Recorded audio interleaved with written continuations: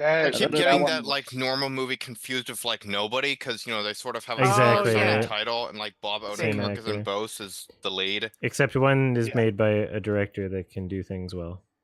The new norm ain't the same Yeah, I was as the thinking old Nobody. norm. Yeah, that's exclusively the reason why I'm watching Normal, is because Ben is like, he's a very schizophrenic, but he's also a very fascinating director. He has a lot of weird genre bends. Yeah, the only Ben Wheatley I've seen was High Rise, which I remember not really liking very much, but maybe the book's better since it's written by a famous author, J.G. Ballard. I mean, the book's usually better. Yeah. Tends to be how things be doing. Like, I will say that a lot of Ben Wheatley's movies do seem sort of interesting in premise. It's just, maybe, judging by your reaction to his work, maybe just the execution of them isn't great. It's like too many of them think they're way cooler than they are and are just kind of lame. Like High Rise is the only thing I remember about High Rise is that it thought it was really cool. Yeah. And that was like the overwhelming feel of the film. You know, one other thing. Oh, sorry. No problem. You can go. I was gonna say I used to be a fan of the Hunger Games when I was like when I was a teenager, and even then I thought the scene with Peter painting himself as a rock was stupid. Yeah, that was really dumb. Yeah. Oh yeah, sorry, PETA. Why is that scene going around? How do you forget PETA? He and Katniss have the best ship name, Penis. PETA. I forgot about that. PETA, the horse is here. Yes. Yeah. Why are people discussing that scene again? Because Josh Hutcherson, I think, did a interview where he discussed that scene was like stupid or something, and it just went viral. Okay, yeah, it's fun to hear actors talk about things that they were in being dumb. He did say like, I know you hate this franchise, but I think Oscar Isaac came out recently and talked about how in Star Wars, that one line that everyone quotes, somehow Palpatine has returned. He apparently said that Disney forced him to say that line in reshoots. Oh. Yeah, it was a reshoot, and he was entirely exasperated by that point. And I was just like, "Oh, I'm just reflecting the exasperation of the character." That's just me. Like it. That's just me. And the exasperation of the audience. Yeah. It's like Deadpool saying, "Oh, well, that's just lazy writing." Yeah. It's so weird. J.J. Abrams is one of the most mystifying cases of like failing upwards for me. True. He's overrated. Well, I mean, like, what was his big break? Was like Lost, right? Yeah. No, his big break was Mission Impossible 3. Oh, what did he do with that? Mission Impossible 3 was his big break into filmmaking. Okay, I'm gonna look up JJ. Your profile. JJ is weird because he is producing the new not Trey Edward Schultz, David Robert Mitchell's new movie, nice. The End of Oak Street. No, I mean he produces a lot. Like if it's a bad robot production, it follows it under the Silver Lake. But I'm worried that this latest one will just be a stealth Cloverfield movie or something because it's produced by J.J. Abrams. It's a different studio. It's not Paramount. It's fucking Warner Bros. Who's distributing it. So I don't think it's going to be a Cloverfield sequel. But I'm still curious about how the film will end up being, anyways. All right, I'll still check it out when it gets released in August, I think. So I'll definitely check it out. Yeah, without saying like what it is to not spoil Adam on it, I'm honestly not really that sold on like the premise of it, but maybe it'll be better once I see the actual movie. Well, David Robert Mitchell is writing the film as well as directing it, so maybe he's just got a lot of creative control over it and stuff. So, which I'm glad he got work after Under the Silver Lake. I'm glad that he's still doing stuff, but so that's always nice to hear. My curiosity with that project is that like the entire premise is revealed in the trailer, and in my head I'm just like, well, where the fuck is the movie gonna go from here? Like, how can you evolve beyond that? Speaking of Cloverfield, I need to talk about Peter 5.8 a little bit. Whoa, and, it's Cloverfield pitch it to related? Adam. Yeah, I Yes. saw that. Yes. I saw you and Shark and watch that. yeah, I watched Shark it and as I well. It was really reacted to bad. it. I mean, I don't even. Shark, let You me you talk. can pitch it. I'll let you talk. I'm just gonna say you can pitch it if you want, but I am Yeah. interested in seeing it. You already are? I mean, yeah, I don't think you have to pitch it. Okay. But yeah, I mean, if you want to pitch it, need to go for it. explain a few things. Yeah. For one thing, the director has not directed many movies. Oh, If you no. check his IMDb, he was the VFX artist for like Cloverfield Oh yeah. and Oh. also several Pixar films. Yeah, no, I think I snooped the IMDb and I saw some weird Pixar stuff. Visual effects There's a for lot of Pacific Rim. directors that just start up as VFX artists and then go on to make like really shitty movies. I think the directors of Alien vs Predator, Requiem were literally just like VFX Yeah. artists, worked on like various stuff, and then they just randomly decided to do like Alien vs Predator, and then I think Correct. War of the Worlds 2025 was a VFX artist first, and then he went on to do the director. Yeah, Rich. The director of Rich Lee was also director of music videos beforehand. he did the Venom music video. The director of He also did Rap God. He worked on Fuck, The I've Good lost my train of Dinosaur. thought. Another example you were is the director of some like Angel Studios movie last year, The King of Kings, being a VFX artist for many Park Chan-wook films. He was a VFX artist for Sympathy for Mr. Vengeance, Joint Security Area, and now he's just doing like a Christian, like an animated thing for Angel Studios, which is really interesting to me. Olivia, you were talking about wanting to pitch Peter 5.8, and then you were talking about how... Oh yeah, there's a Totally Studios actor in it. Oh. Oh no. I don't know if I would recognize them, maybe. Actually, are they on the poster? I recognized them. Is it the woman in the top of the poster? She's like this redhead. She plays a Karen a lot. Oh, she's on the right of the poster, maybe. Yeah, hold on. Like the IMDb poster. I'll try to pull her up. This Is it Kelly actress, Poling? That's it. That's funny. I'm looking at the thumbnail and the poster on Letterboxd. That actress in like the top middle of the poster really looks like who's the redhead actress from those Jurassic World movies? I constantly forget her name. Jessica Chastain. Dallas that was- Howard. Yeah. There you go. That's what I was thinking of. Yeah, Adam. Dallas Howard. It's either one of them. Whenever you think it's one of them, you can say both, and then you'll get it right. Jessica Chastain. Yeah. Oh, sorry. What's up? I was gonna say, so the director of Peter 5.8, right? He worked on the visual effects for the Callisto Protocol, also Incredibles 2, Cars 3, Finding Dory, Good Dinosaur, Inside Out, Wreck-It Ralph, and get this, he also worked on Mars Needs Mums. Oh, perfect. Beautiful. What was the Callisto Protocol again? The Dead Space game that no one liked. Oh, the yeah. Dead Space.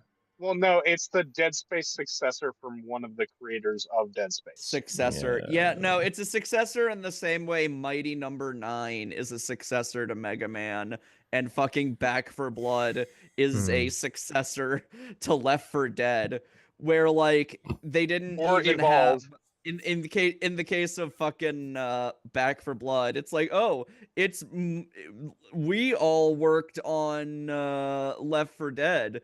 So we're like the Left 4 Dead creators, when it's like 7 Left 4 Dead devs out of like there were many Left 4 Dead devs.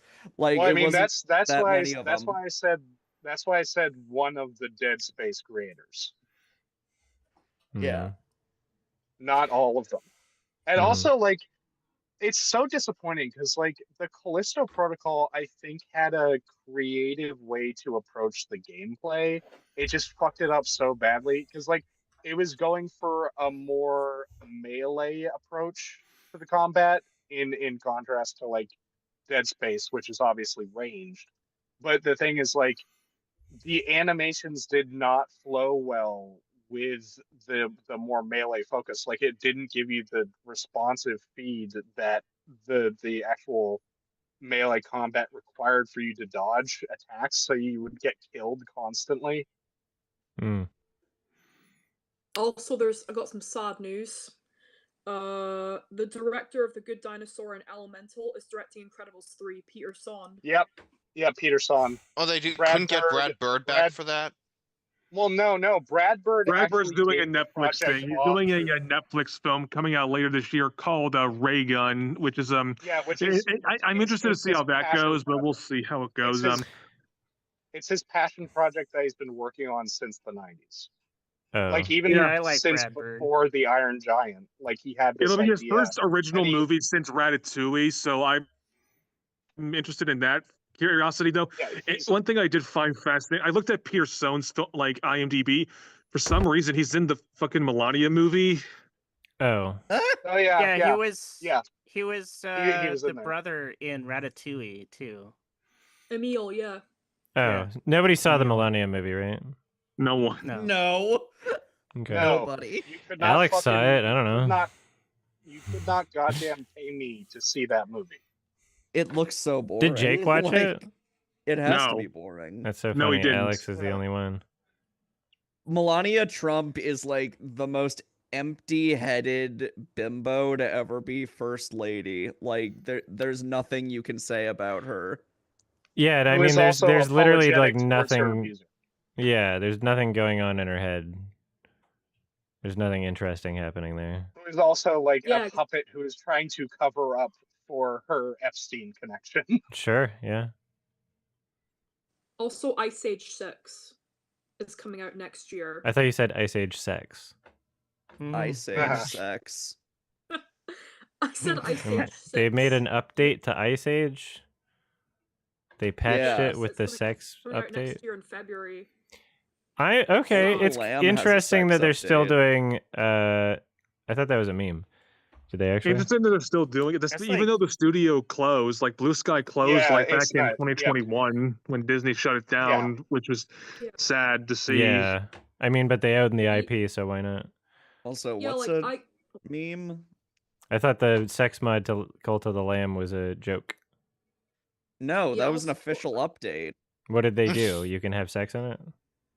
You're the main character, the lamb, doesn't have sex, but you can have 2 of your followers have sex, and then they have a baby, and you can transfer traits to the child.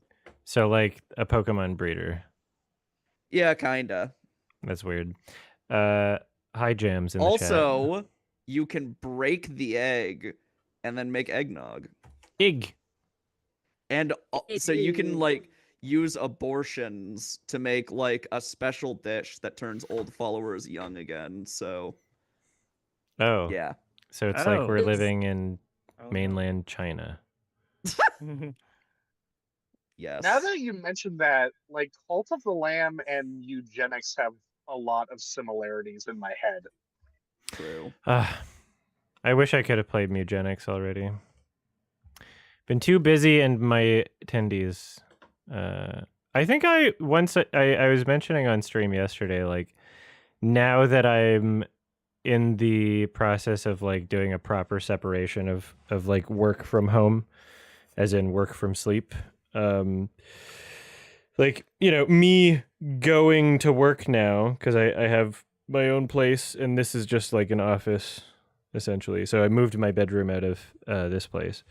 And even though I'm still setting up and I still have a lot to do in that sense, I've started going through the motions of like, oh, okay, I'm going to work. And so I'm starting to feel like I can right now actually. Well, I'm leaving like in like 5 minutes. Yeah, I'm starting to feel like I can realistically in the next month come up with like an actual schedule of like, oh yeah, I'll work on this stuff every Tuesday sort of thing. Because there's so many different projects I do. I feel like it would be best to like, I feel like I could actually be more organized if I thought of things in that way rather than like just scrambling to get anything done. And we could see how that goes, but like I'm kind of excited to try that. When you get back to video games, you got to start by doing the new Life is Strange that came out last month. Correct. Oh, Correct. Yeah, I can do. I think I can do like a few hours a week or something. Like maybe I can have 2 different game days a week, and they're like 3 hours each or something, and that way I'm not like using my. Or...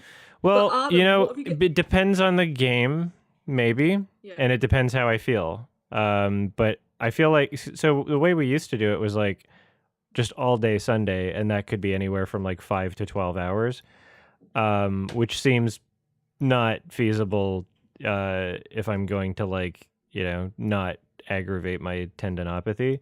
But perhaps if it was limited to just like 3 hours on a day, or maybe 2 days a week, but like only 3 hours or something, then maybe that would be fine. It seems like there's a lot of like game streamers that do very short streams at specific times, and that helps grow the channel, is like that consistency. A lot of streamers I follow that I don't watch a ton of streamers, but the ones I do tend to have that kind of mentality. And also, it's always good to have a routine, especially like, cause I have a routine technically with my job and stuff. Like, it's just like, okay, this day you like, so as I said, I'm a janitor. I've got to leave in a little bit anyways. But basically it's literally just, okay, this day you do this room, this day you do these rooms, this day you clean this thing. And then it's and it's like a weekly thing. So, and it really helps because then you just like know exactly what kind of routine. And sometimes it's good to mix it up to keep it fresh, but it's always a good idea to like have a set routine and then follow through on it, though. I mean, and that's how I always do it. There are obviously some exceptional different weeks and stuff, and sometimes when there's events that happen at this place, it's a bit different. But routines always do a good thing because you just gotta. Your mind is just like it's like a hamster wheel where you just know how your brain works and how you just going through the motions. And it's some people like that mentality, some people don't. I actually gotta leave anyways really soon. Sure. I'll be back in like 10 minutes when I get back to my house, but I'll be all right. Just I'll be back in like 10 minutes. Okay. No See ya. probs. Okay. Got it. Bye bye. So Yeah. when are you gonna be done with injections? Well, so the original plan was to do like 3 PRP injections. Each one of those has like a 3-month recovery time. So I did the first one, you know, recovered as much as possible, saw some positive benefits and results. Did the second one, same thing.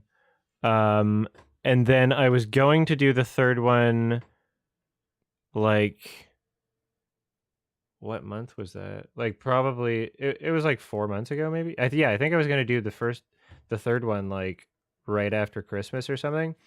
But the project, the like recording project that I'm doing, I was trying to like sneak in some like, okay, maybe I can do like a little bit of piano on this day sort of thing.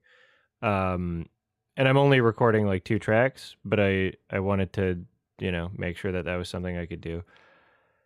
And then, you know, because of the nature of art and creativity and things not always necessarily going right the first time, there was a significant amount that needed to be like re-recorded and restructured and figured out. One of the tracks is one that like has a lot of changing time signatures, and it was impossible to map out beforehand. And so we kind of needed to just like feel it out and figure it out as we were going, which required not just recording it, but recording it, having some sort of comp, like temporary edit, and then me listening to it over the course of like however many days, and then doing another recording session sort of thing, which wound up making it so that the piano wasn't finished by the time that I was thinking of getting the third PRP injection. And even when I did go, the specialist for like arm, whatever he does, he suggested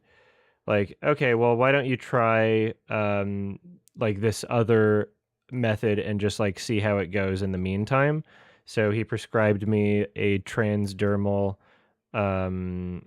anti-inflammatory cream medication and also like a tensor bandage. The tensor bandage I tried, it doesn't work, it makes things worse. The anti-inflammatory cream does help a lot. And so I wound up doing more recording sessions, and some of them a couple days in a row, which I was pretty certain that it was going to like hurt me, but it was kind of necessary to do, and I was kind of like biting the bullet, like, fuck, I guess I got to do this. I was just lathering myself up with that cream every day. And even though it, wound up fucking me up a little and, needing proper recovery time and for me to be like absolutely careful about what I'm doing outside of those sessions, it wound up not actually being as detrimental and as bad as I was anticipating, which might be a result or combination of the first 2 PRP injections plus the cream plus proper physio that I'm doing regularly plus strength training, right? And so now I'm at the point where, because the last like couple months have been so fucking busy and hectic, and things like the April Fool's video and the Oscars shit were things that, even if I have other editors helping with, I need to have like some control over those things if I want them to be like as good as possible. The April Fool's thing I edited like myself entirely. The April Fool's video was fucking amazing. Thank you so much. Because of all of those things, and then also me moving, like, et cetera, just being like, okay, well, there's no way that I can do one of these injections right now, so I'm just going to wait things out, and by the time that I can reasonably sacrifice 3 months of not using my arm, then I might do another one. Right now, I don't have one scheduled because I'm still setting up at the new place and using my arms quite a bit. And there might be like a couple bits of piano that still need to be re-recorded, but for the most part, I don't think, for the most part, I know I'm done. But there need to be some editing sessions to figure out exactly if like there's maybe one section that needs touching up. As soon as I do a PRP injection, my arm is out of commission for like at least a month in ways where I could not do any piano. Right now, I can do some piano. I can do some apartment, like fucking assembling furniture and shit. As soon as I make the decision to do one of those injections, it has to be a period of time where I know that I can afford to not use my arm. So I don't know. And we'll see. It's possible that by the time that I can do the third one, that I might just be like, why don't we just see how the next year goes? Because right now, like, it's doing a lot better than it was pre those first 2 injections. I might not even decide to do a third one, or I might. It depends how things are going. It depends how that span of months that I would be doing it would be. So things are kind of up in the air, and I'm kind of just allowing whatever needs to happen, and being open and welcome to change. Long-winded response, right. But that's everything that I do. So that's the gist of it. I'll give you a hug. Thank you. Oh, don't worry. It's not like a gigantic source of stress or anything. It's just something where like I just have to be mindful of it. I know, I just feel bad. We just feel bad. But, like, I mean, that's part of why I'm saying now, like, oh, maybe I can do a few hours a week. Like, I'm willing to try it and see how it goes. And if it makes things worse, then I won't be able to, or maybe I'll have to use the disability controller, or maybe I'll have to, like, get a friend to play for me. There's tons of options. But right now, I'm focused on setting up my new space. And like this gigantic mess behind me needs to be cleaned up. Once that's done, stuff needs to go in the closet, et cetera, et cetera, et cetera. And then I'll be at a baseline and I can actually iron things out and do things, which I've really wanted to be at for a while. And I'm tasting it, and I'm feeling closer to getting there. And it's nice to having an actual plan to get there now, instead of just like hoping things will get better. But yeah. Yeah, lots of stuff for me to need to do. But also, it's a lot of dedicated time. Sorry? Planning this out. What'd you say? Also, Adam, when I was just saying reunion. you need to watch out for the fire scene because don't say anything. Don't say anything. Don't say anything. Don't say anything. Don't say anything. I don't want to hear anything. It's not a spoiler. I don't care if you think it's a spoiler or not. Don't say it. Thank you. I want to know nothing. Don't Thank think you. it. Don't say it. Yeah. Sorry. What, Brendan? What are you trying to say? I apologize for interrupting you, that... but it was important to not hear that, Beth. I'm sorry. It's okay. Don't worry about it. What were you trying to say, Brendan? Fine. I was just saying that's a lot of dedicated time you had to planning this out and, like, you know, obviously reorganizing an entire fucking space like that is just a monumental effort. Oh, it sucks, but I mean, like the progress is worth it for sure. Yeah, I'm sleeping 100%. way better at the new place. Like that was the biggest reason why I needed to move, right? And so I'm glad that like the core justification for it turned out to be the right choice. And what? Yeah, it's weird because like, sorry. I know spoilers are pretty much frowned upon here. I'm really sorry. No, it's okay. Yeah, I just want to know literally nothing, whether it's a spoiler or not. I don't want to know anything. Okay, I get that. That's okay. I'll back in a sec. I'm gonna get snack. Snape sure, kills of course. Snape kills Chloe. Snape kills Chloe. She's died enough times. That would be like, in my eyes, I would be like, okay, J.K. Rowling, you still suck, but like you're not as bad now. Snape kills Chloe.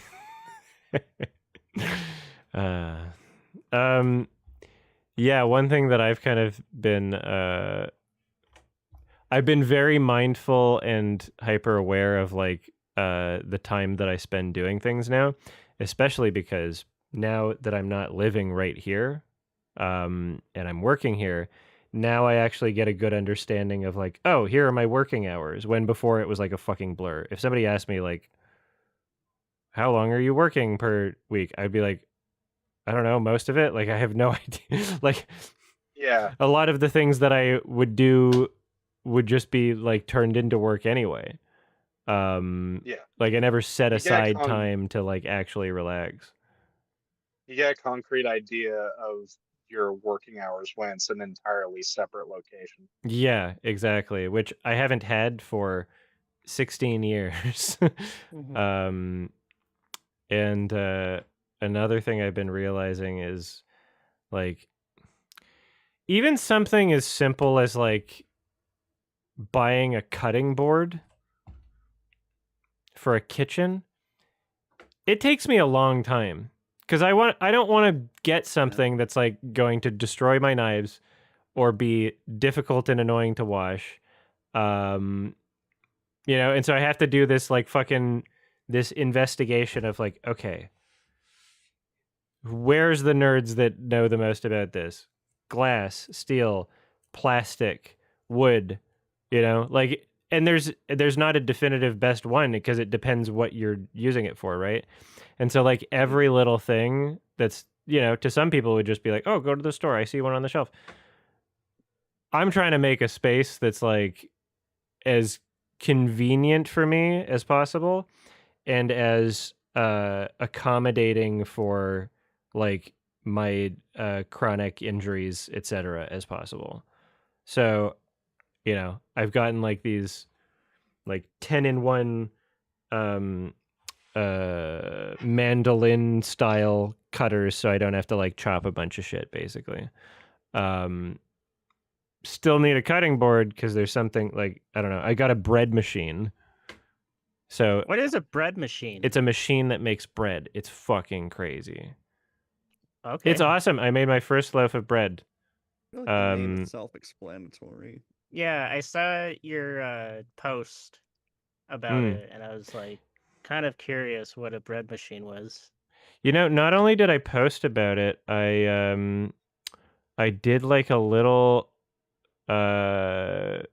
recording where I showed off the bread in pictures that I took. So that's what... and I guess I'll upload that to the food channel because I did that at the end of the stream yesterday. So it's kind of funny because I'm also trying to think like, okay, how do I, despite despite sleeping and living at a different place, how do I continue to like tax write off as much as possible? I'll take photos of the bread and talk about it on stream. Oh, okay. So now the bread machine's a tax write off. But anyway, I got it so that I could save money making my own food, not doing Uber Eats every day, but also just pour ingredients in a thing and it makes it for me instead of kneading and rolling and doing all of these things that are going to make my injury worse. Boards of Cinema. Yeah, I'm looking. Oh, sorry. Yeah, I'll let you the... speak first. Oh, okay. Yeah, Go I was for just looking at the bread machine. Kind of looks like an air fryer, at least the ones I'm seeing.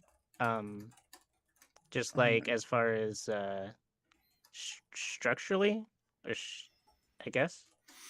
Somehow this entire time, it's not what it is. Sorry? Well, I mean, yeah, it's not. But I mean, as far as like looking wise, it has that.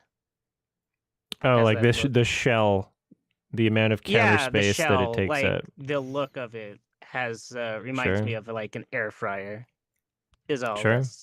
Really... I hate that profile picture. Vice. Oh, I love it though.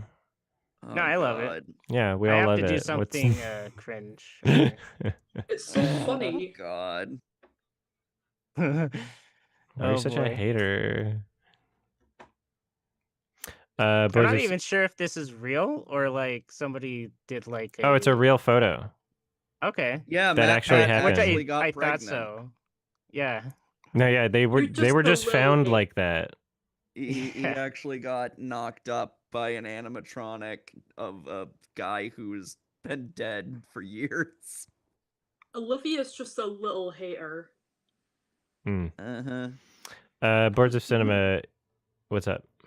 Hello. So I saw the drama recently, and while I thought it was really great, without spoiling like what it is, I had already been spoiled on like what the premise was going in just from people talking about it on social media. Isn't that crazy? Yeah, because I think somebody leaked the script or something. I managed to avoid it, thankfully. Yeah, I managed to just from like too. TMZ reporting on it. Again, I'm not going to say anything about like what they reported on because that would be a spoiler. But yeah, people are stupid.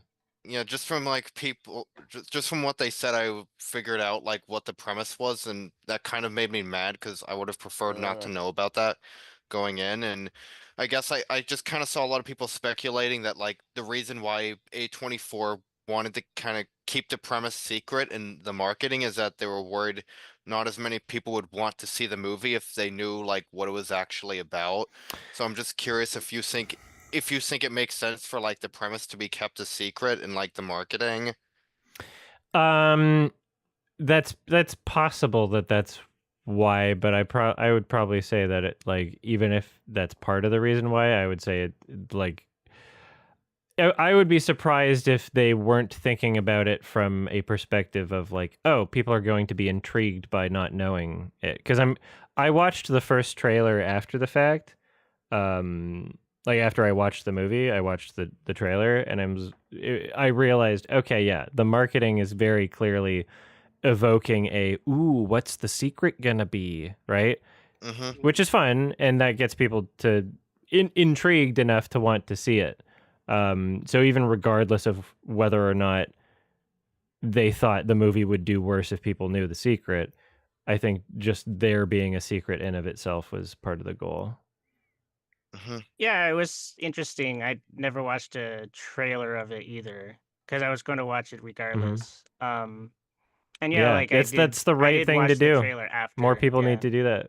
Yeah, exactly. I haven't watched the end of Oak Street either because I want to watch it regardless. Yeah, the end of Oak Street trailer I did watch, and that kind of spoiled the premise, unfortunately, for me. So if you don't want to know what the premise is, don't watch that trailer. And the thing is, there was that movie Companion that came out last year where, like, you know, some of the trailers revealed a twist that happens early in the movie. And, like, knowing what that twist was made me significantly less interested in watching the movie because, like, it didn't seem nearly as intriguing now that I knew like what it was actually about. Liar's Bar. Oh, sorry. I can why you? Why you? That game fucking sucks. It does. You played it. I know I did. It was fucking bad. I can say in confidence.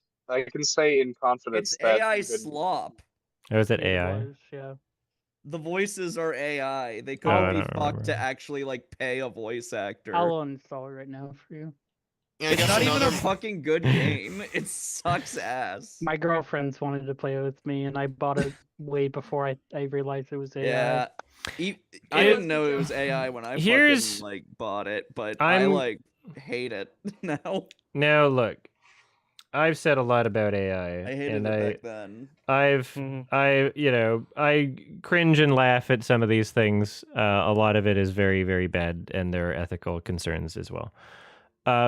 But I want to ask genuinely, because I'm actually curious about this. Like, I'm trying to think about what the major difference is between, like obviously very low budget indie game being made by like a couple people, Liar's Bar, using an AI voice versus like a text to speech voice. Because if this was like a decade earlier, it would be like text to speech voice, right? I Right. kind of So like. Here's the thing: text to speech voices, like, it's very different. Mhm. Like Right. what you're doing with like your Cool Cat TTS. Mhm.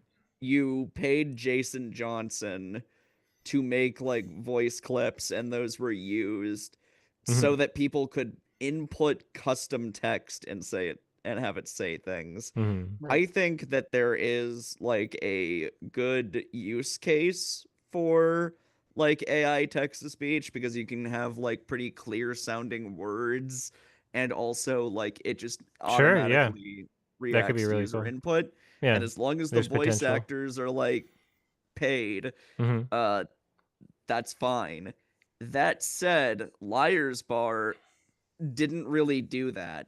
There is no text to speech in Liar's Bar. They're just pre-made AI voices when they very easily could have hired like actual voice actors who probably wouldn't have even fucking like charged that much. Yeah. Yeah, I'm not sure. Depends how well. I would say once the game's successful, then I would argue they could update it like that. But then it's like, I don't know, if the devs are like, well, people are buying it anyway, then they wouldn't be incentivized to. Just if they wanted to make it better, then they could. Then don't get voice acting. So the game depends on what you want to do stylistically. Well, I mean, in terms of the difference, I think that a crucial key distinction is that, like, with text to speech, the speech itself is going off of the text with with a reference point to like the assets that it already has. Whereas with generative AI, it's grabbing assets from anywhere that it can, and the assets, like the overreaching amount of assets that it can grab from, is pretty much the entirety of the internet. So it's basically participating in thievery of people's voices without consent. It's literally like a plagiarism machine. Depending on the AI, yeah, and depending on like what the inputs are, depending where it's grabbing from. Just like I'm not trying to argue. I was just like, I remember when I played Liar's Bar, it was like there were 3 voices and they said like 3 lines each, and that was it.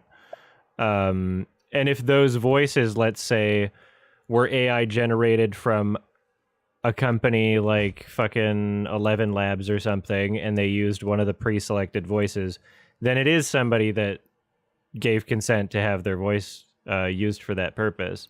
It's a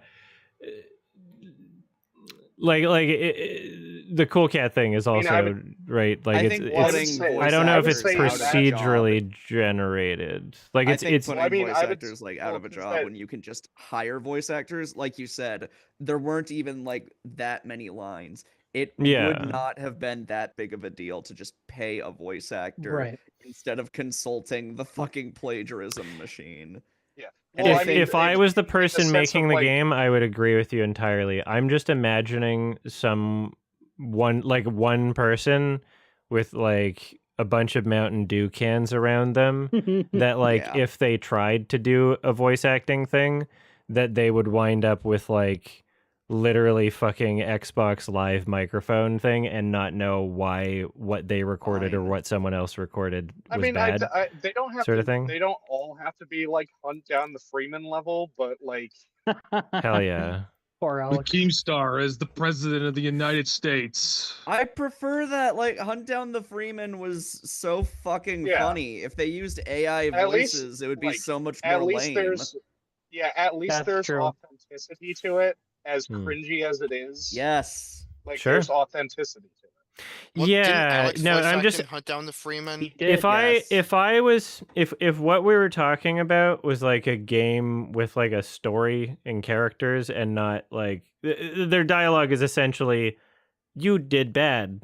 You input wrong. That's like then it's like I don't know how much I care too much about the authenticity. Like it could be replaced by a number of things in that scenario. I'm just of the art out of it, and I just don't think that there's like any valid excuse for it.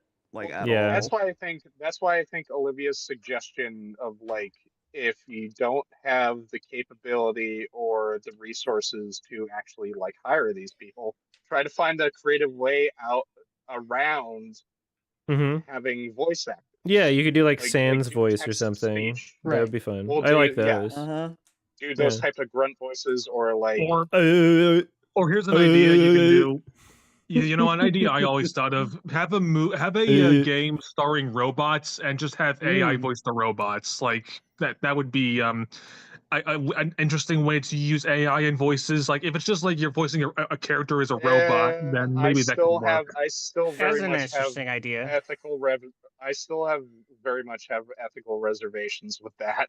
Like selective generative AI use is still generative AI use. Also, at the end of the day, like, a lot of AI like fucking wastes a shit ton of water. Like I understand both of your arguments. I think that like there's practical and probably beneficial to humanity uses of AI in things like there are some medical fields, et cetera, et cetera. In art, it's mostly bad. I agree with that as well. It's mostly slop. It looks like shit. We can make fun of it, and it's fun to make fun of it.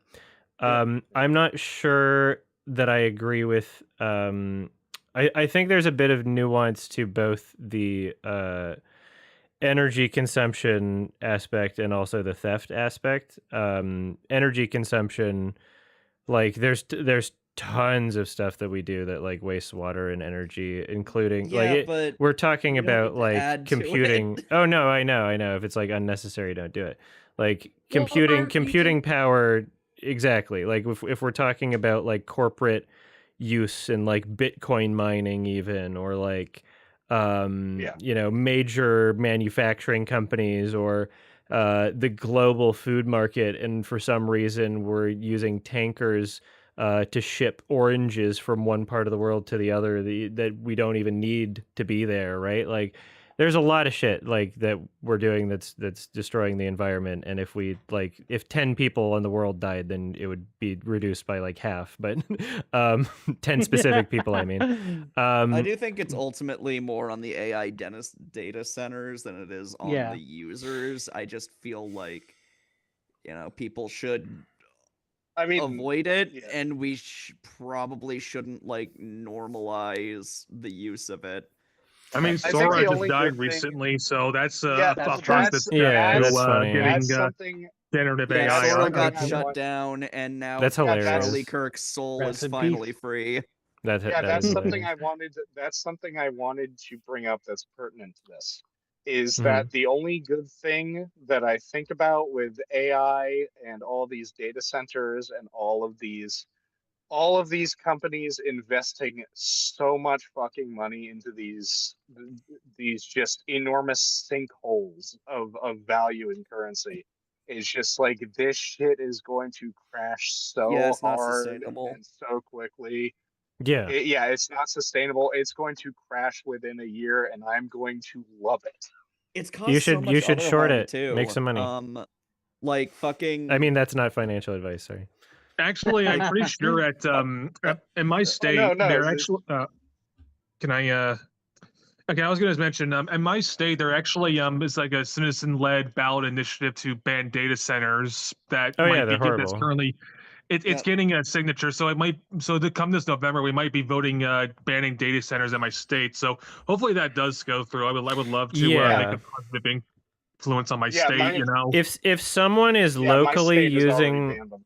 if someone is locally using their own computer with like a fucking just one modern graphics card to make like some memes or some shit, like I don't really care in terms of like, because they could literally be using the same computer. And just post AI slop all day. Oh God. Yeah, like I don't know. I understand that argument, and Jams, I will get to you in a second. No problem. But I did want to. I think that the theft argument is more of a philosophical thought experiment, because I think, I've talked about this on the podcast before. Like, I'm of the mindset that like literally every person, every human being is also taking from a pool of inspiration subconsciously. Like the concept of what like acting is, or the concept of what a story structure is, like it, you can trace it back, and it doesn't necessarily have to come from a single place. But the art that people create, you'll see other artists that they admire in it, and also themselves, and that's something beautiful about art. I'm worried that my perfect world to solve the potential ramifications of the like theft would be any AI model that exists. If it's taking from any data, you should be able to open like a drop-down menu of any image it generates and see everything it took from. I would love that as a rule. Yeah, and then like that would be like a fair, reasonable thing. I don't think that it's literally copyright infringement unless the prompt or the data set is specifically trying to emulate a style of something that exists, not grabbing from many things and making something else, right? Yeah, and I what I worry about when people have conversations about AI regarding to copyright, like I'll see on Twitter and etc., and everybody will be like, "Aha! I hope we get laws about this and copyright, and Disney sues them and all that stuff." Yes, it would be funny, and these AI companies deserve it. My concern, and it might not be a legitimate concern, but it's something I think about. My concern is I don't want there to be like a potentially misguided public support for increased copyright restrictions, because that could very easily, and if there is a bill, I can guarantee you that they'll sneak shit in like this.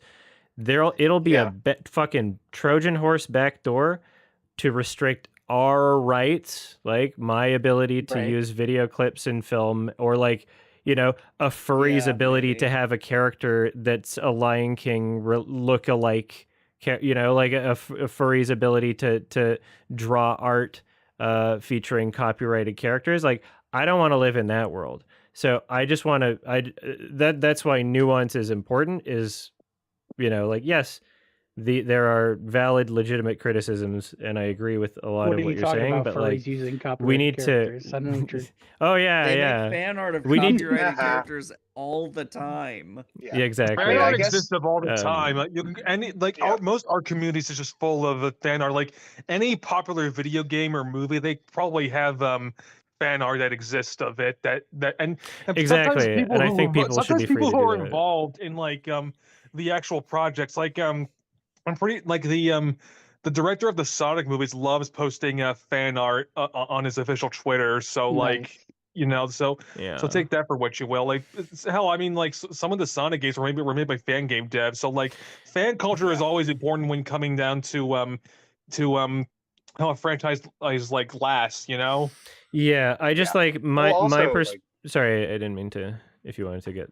I was just gonna say, like, also in relation to that, I feel like they would have a tough time retroactively applying restrictive copyright law to such things as like fan art or reviews in a way that they didn't apply before, because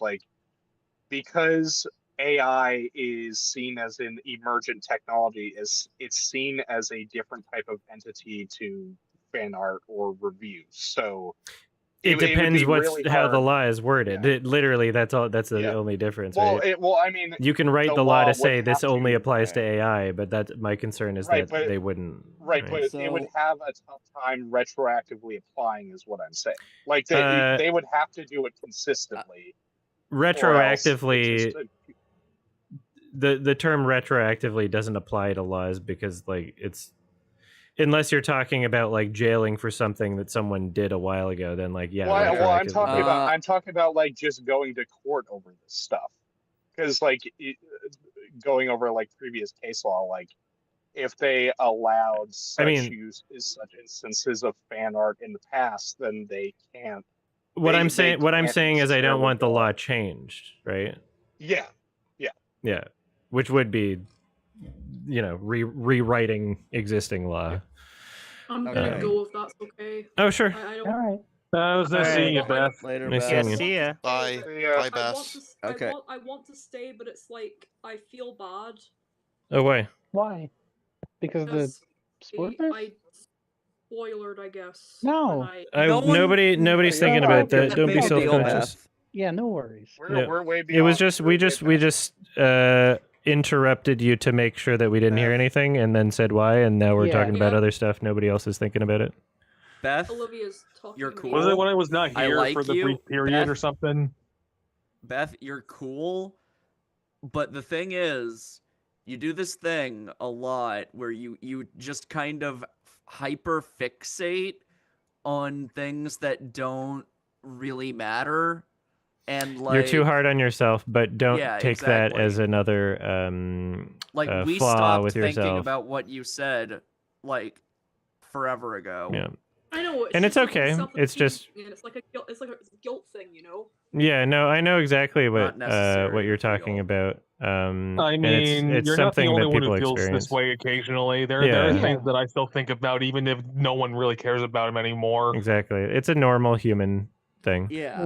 I would say just I would say just do your best to remember that this is a group, a little community right here that is generally pretty supportive and doesn't really dwell on things or is like very exclusionary. What do you think of the first Avatar, by the way?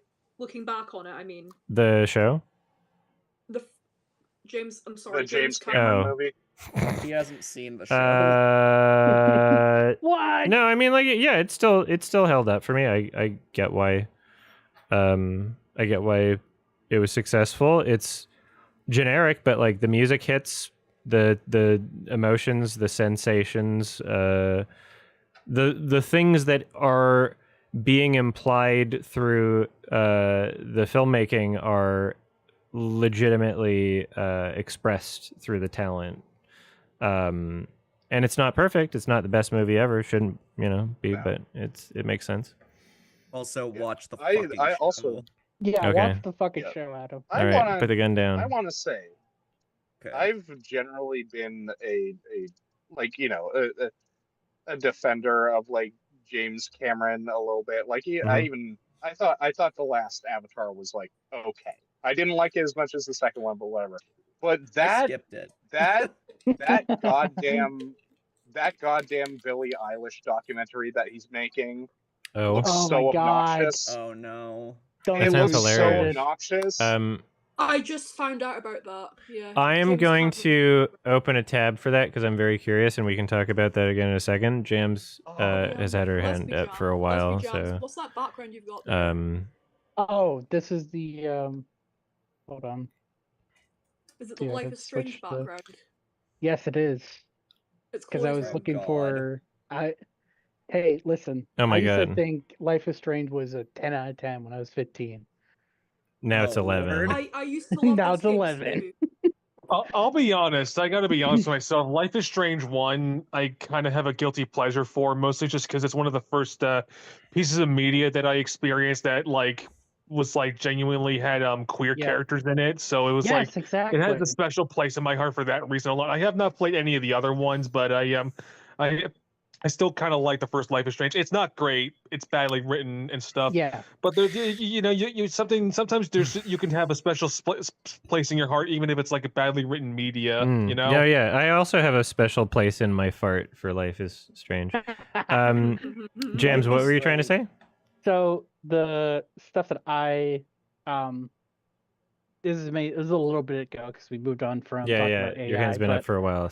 So yeah, Arc Raiders is a game that I like to play, and recently decided to make the decision to move away from using AI generated voices, and they used the voices that they used specifically was for text to speech, but they used voice actors that came in, did a shit ton of lines, went back, and playing the game, you definitely tell you could definitely tell that it was like voiced by AI because of how emotionless a lot of the characters sounded. But recently, Embark is a great studio because they'll just give you free credits anytime, like just out of nowhere.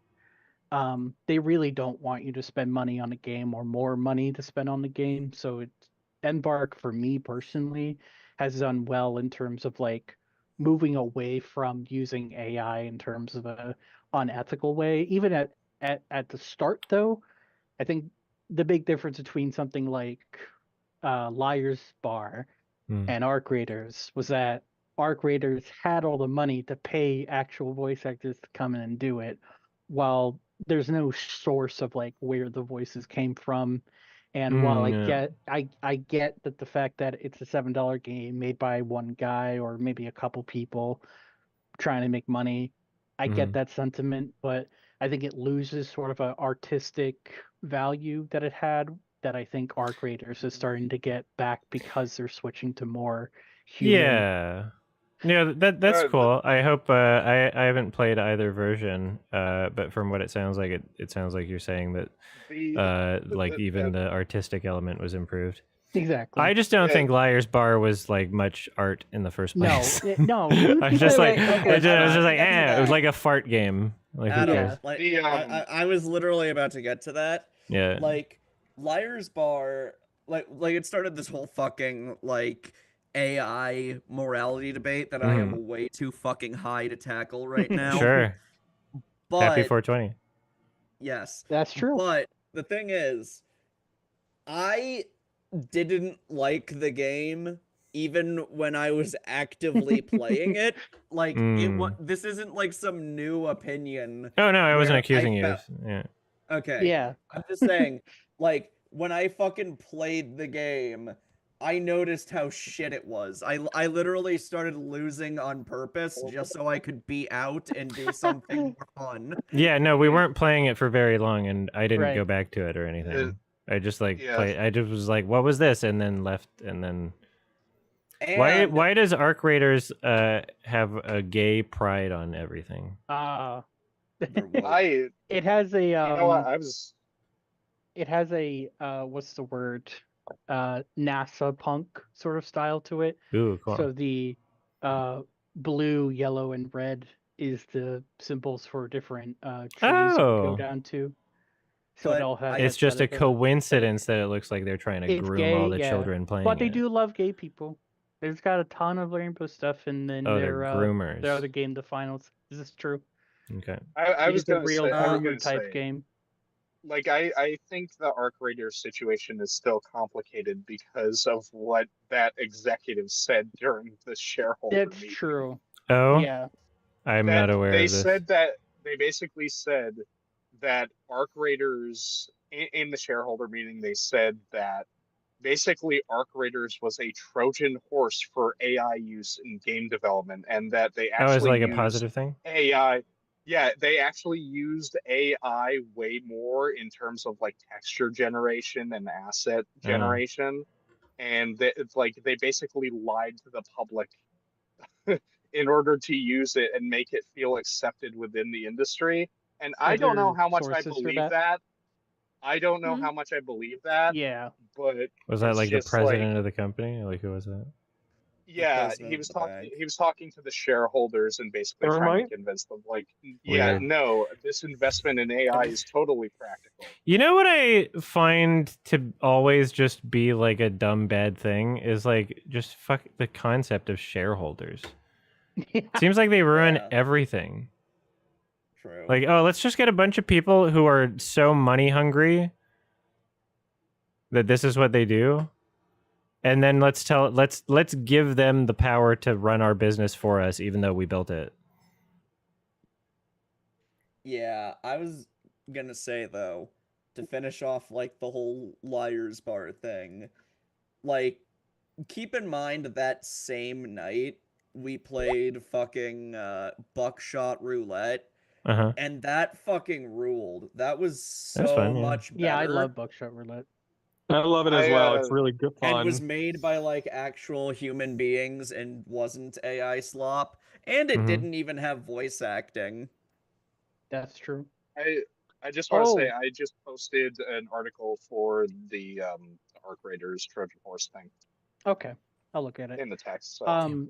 Olivia, have you seen that that same person is making a Mario Party like game with the same art style? I'm very excited for that. No, I didn't know about that. Yeah, the Buckshot Roulette people, their next project is going to be making like a sort of a like Mario Party-esque type of game. Is it like a board game kind of deal?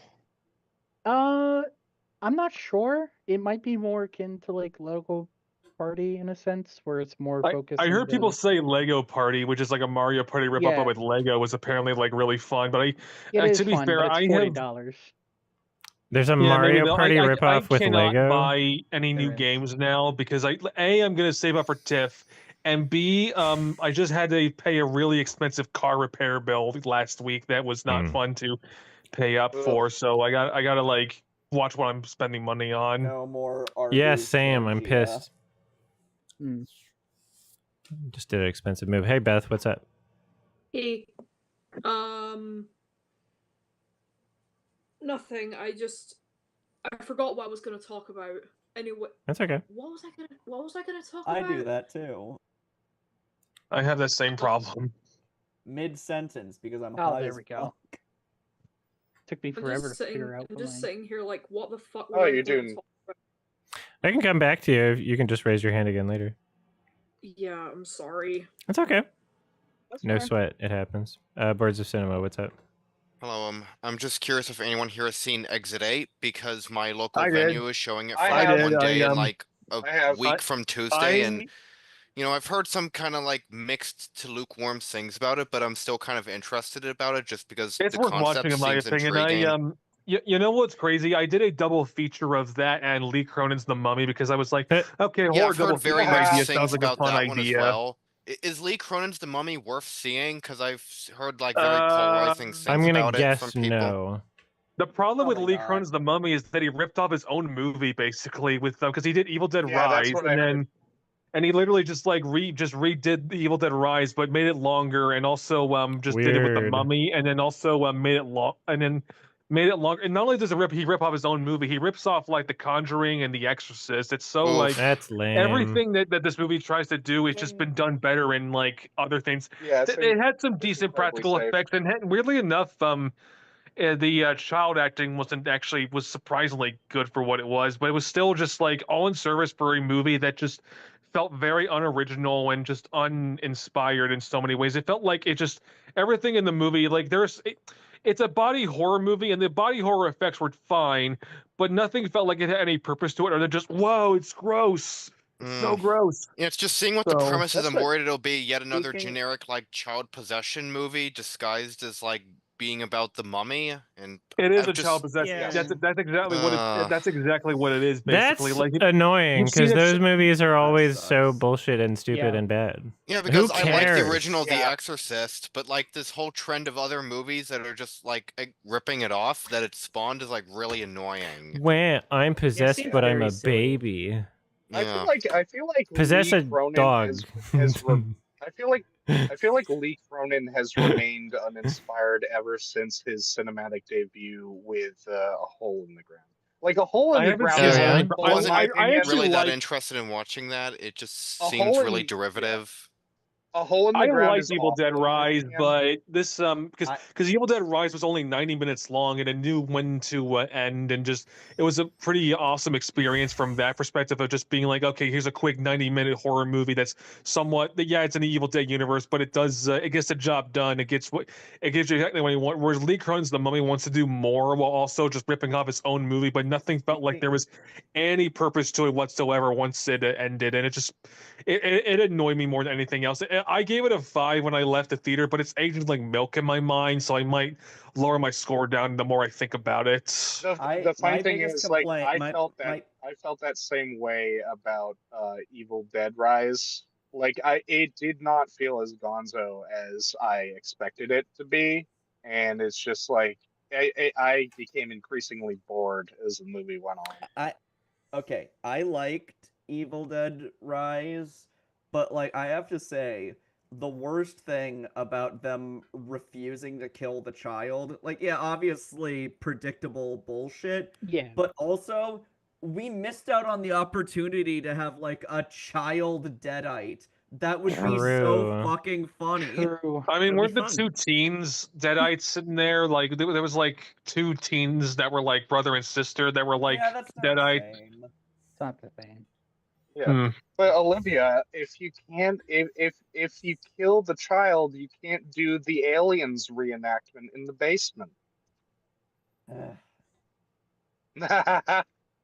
See, this sucks. that's how these people A think. child deadite would be so funny though. Oh Right, yeah, no, but- that would be but perfect. you- Sam Raimi would have the balls to do it.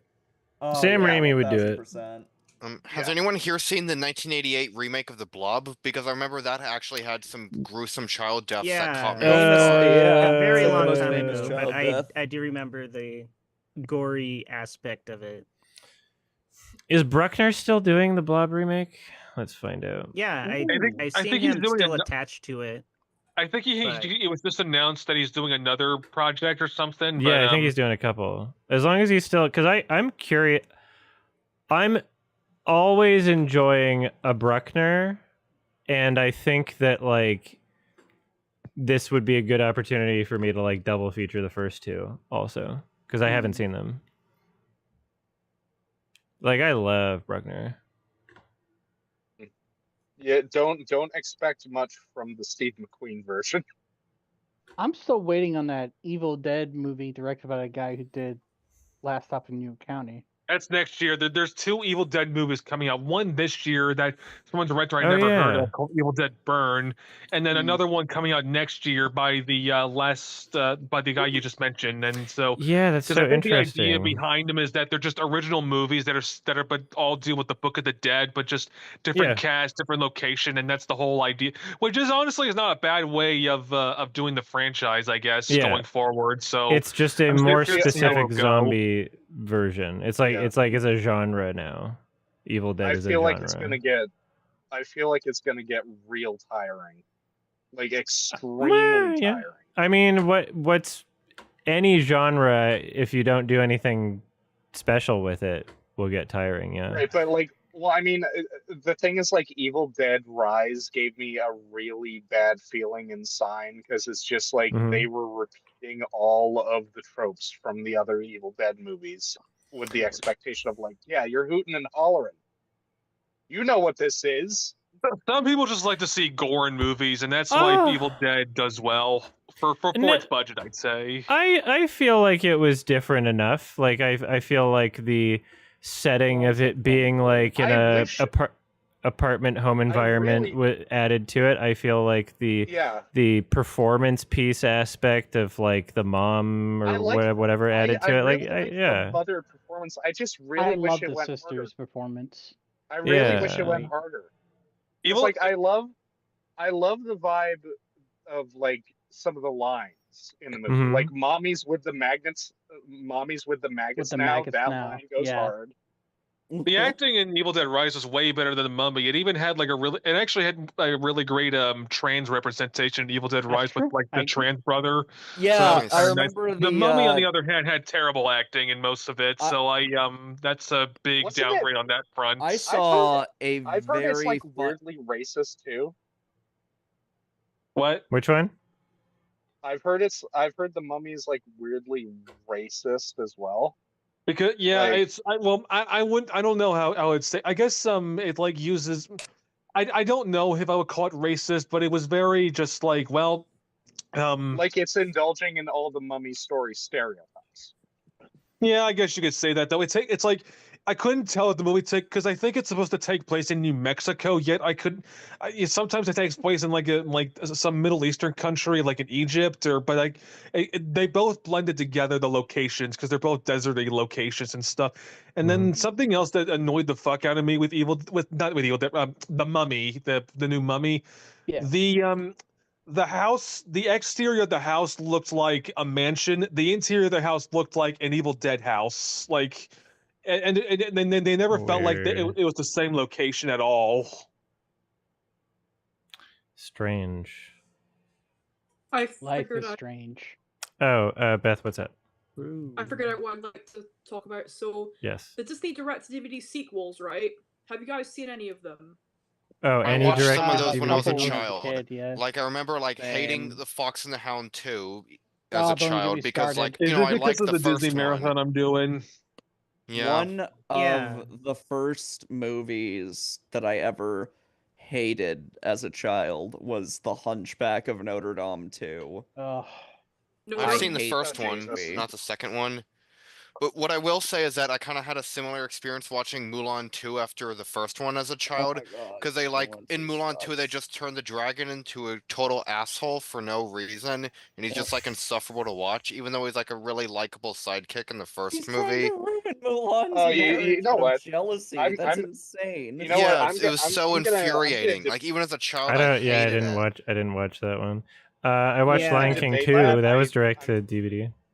Well, yeah, a lot of the sequels were like around when I was like a kid. So like, yeah, I kind of grew up watching a few of them. Thing is, in Olivia's server, I do want to like do a Disney direct DVD sequel marathon, but I don't. But lately, I feel like nobody really wants to join my own VC streams. I'm just like, it's just a feeling that I have because like. Beth, we don't watch movies in my VC, all right? No illegal allegations against me, please. We roleplay watching. No, I have a DVD. We don't. That's not how copyright works. But no, we're not. No, we don't do that in my. We don't watch illegal movies. In my server. We've never done that. I'm talking out of my ass right now. I'm talking out of my ass. Of course. Yeah. Literally the only quality one of those direct-to-DVD sequels is Bambi 2.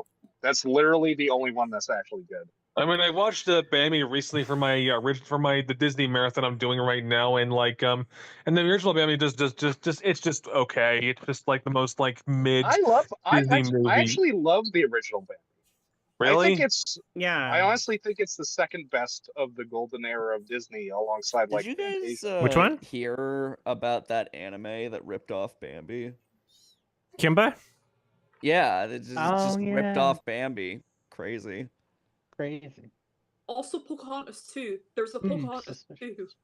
Yeah, Pocahontas was bad. That's another one I did. It's part of the Disney. It's such a shitty movie already. It was. I watched a lot. Savages, barely even human. They need to do a live action remake. Just fucking you cowards, just do it. Cast a white woman. That's what I was about to say. Cast Elizabeth Warren. White woman who's like 1/32 Cherokee. You know, if Pocahontas is so... How about Sydney Sweeney? Cast Chris Pratt as Pocahontas. Oh yeah, 1/67 Cherokee. I desperately want Pocahontas to be better because honestly, I think Alan Menken's score for that movie is legitimately fantastic. Yeah, it's that's crazy how part of that movie. It's crazy how fucking cowardly they are. Because if they really wanted, they could be like, "Oh no, yeah, let's revamp this to make it like less tone deaf." Make it more like they could, Malick's but instead they're scared of people remembering that the other one exists, so they can't.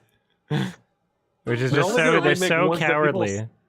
Pussy, no balls. Yeah. Yeah, they're not going to remake Hunchback because it's too sacrilegious.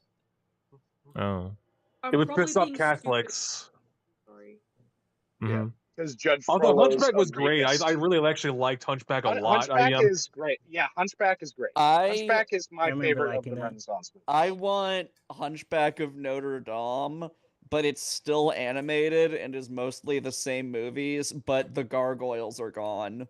Oh yeah, the gargoyles are definitely the weakest part of it. I think that's like a general consensus. Yeah, literally the only weak thing about the movie is the gargoyles, in my opinion. They could throw in a gag where like Quasimodo just has a bunch of broken like gargoyle statues in his room. That is the most you're allowed to show them. Also, I'm gonna and one of them has the face of Jason Alexander. I needed to say one more thing. Sure.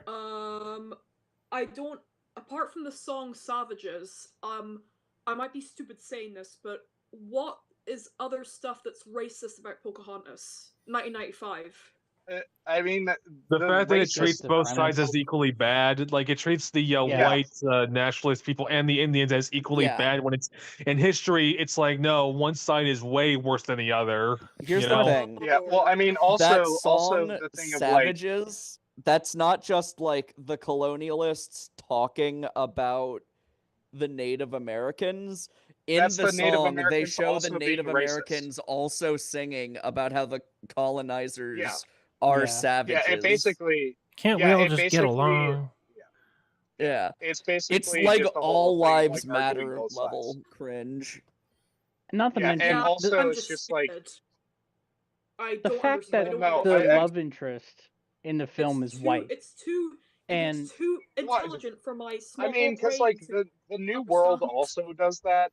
The New World also does that with John Smith. I think the problem with Pocahontas is that it tries to apply like really standard fairy tale logic to this obviously real setting, and it just comes away with like really problematic implications because of that. Like for an example, like the whole conflict with the Native Americans and the colonists is started via a mistaken shooting. Like an accidental shooting is what causes that conflict in the movie. And also, I've heard people talk about how like the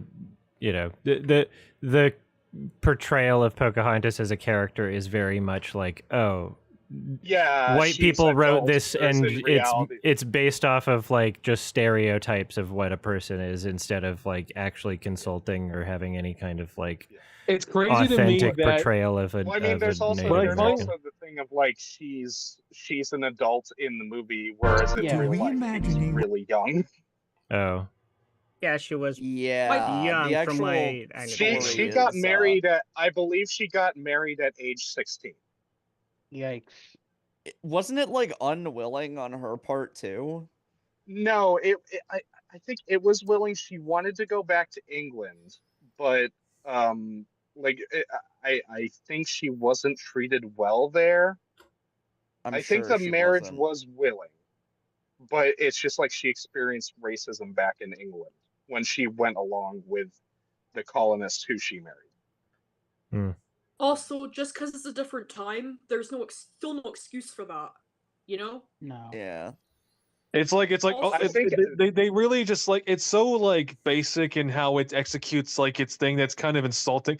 I find it kind of crazy that like that was the A project that Disney was really confident was going to make the money, and then they thought The Lion King was going to be like the big bomb that no one cares about, and it ended up being the complete opposite. There were people who I don't jumped think off of like the Lion King's production to be on Pocahontas because they thought that was going to be the bigger movie. I honestly don't think it's that crazy because, like, from the perspective of both movies having not come out yet, which movie would you think would be better received? I get it, but it is funny. A prestigious reenactment of a Native American historical epic, or a movie about talking lions in Hamlet?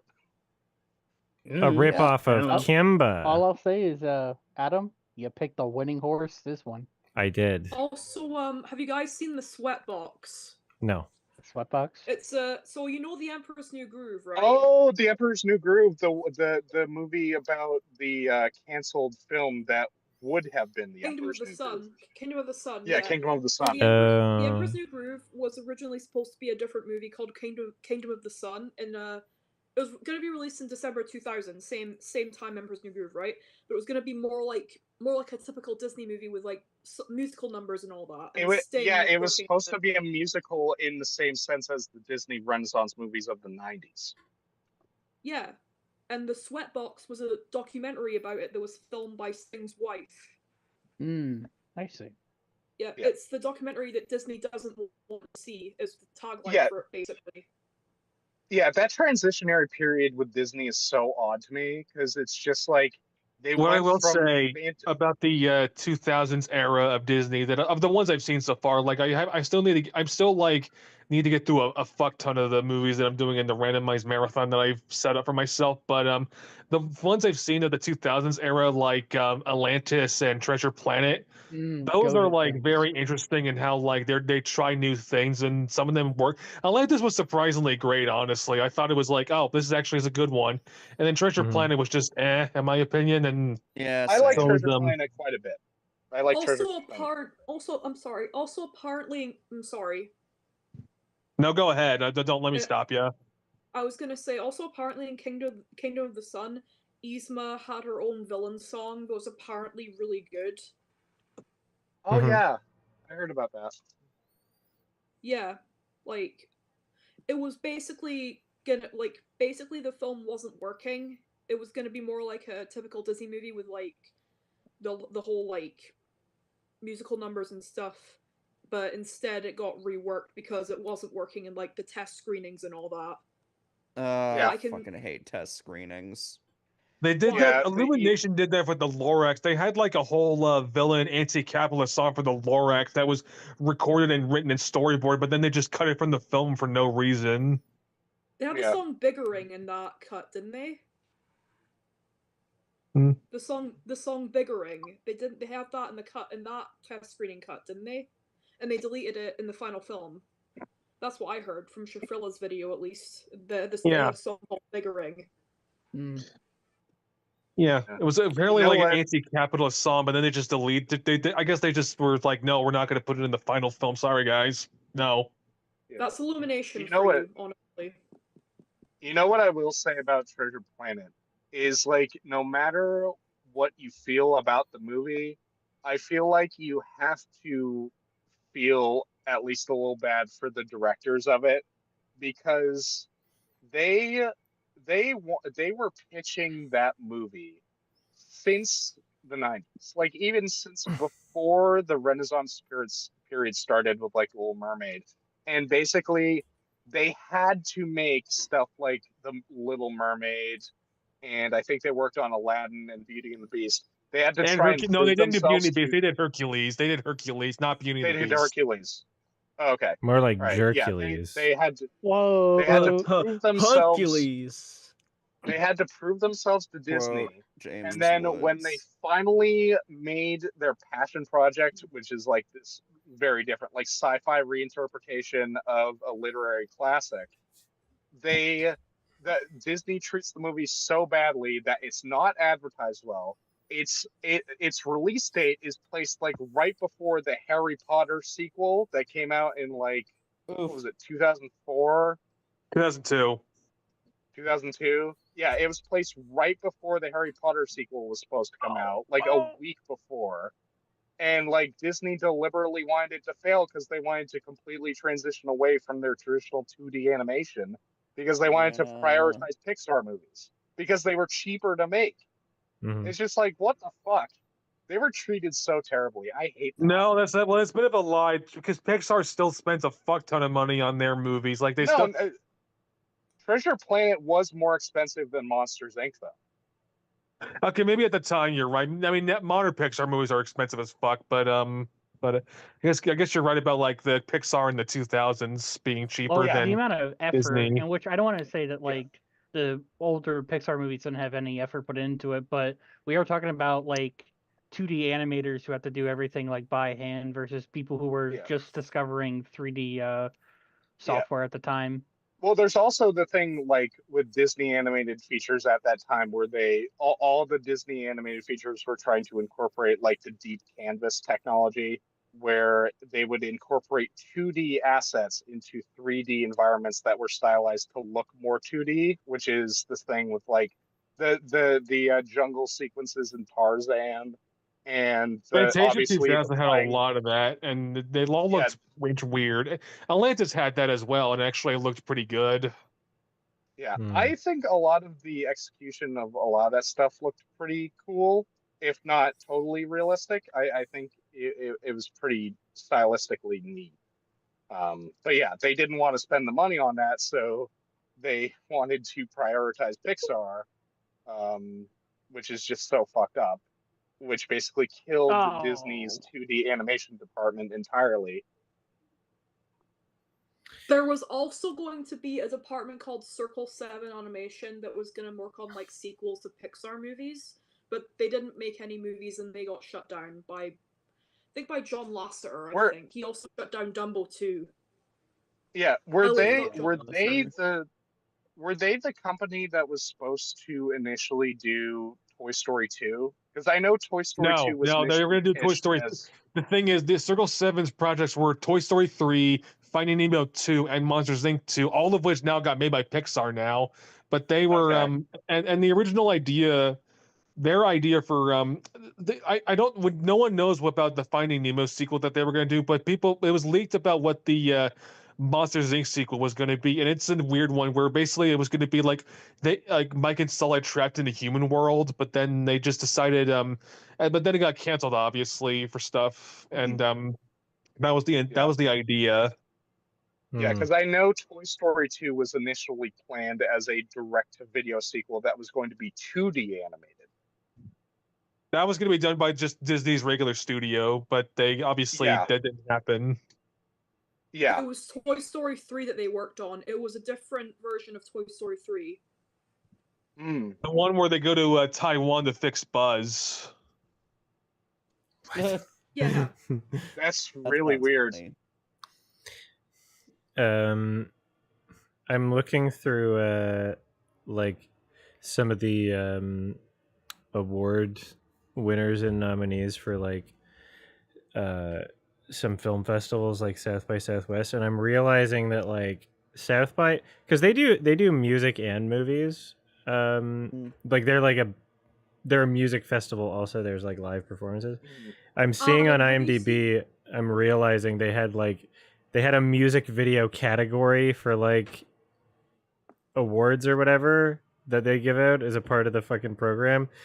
And some of these nominees are like just Doechii Anxiety or like Ed Sheeran something. I'm like, do they just like popular songs. Yeah, it's like, what's the point? Hey, did Adam, you have you seen sorry. What are you saying? No, you're good. I'm sorry. You go first. I was gonna ask Adam if he's seen The Emperor's New Groove. Yeah. I enjoy aspects of it for sure. Like it was interesting to see when I was younger, and it stood out from the crowd for sure. That's one of my favorite movies. How dare you have a different opinion than mine? No, yeah, it's fine. I'm just like, I'm not super attached to it.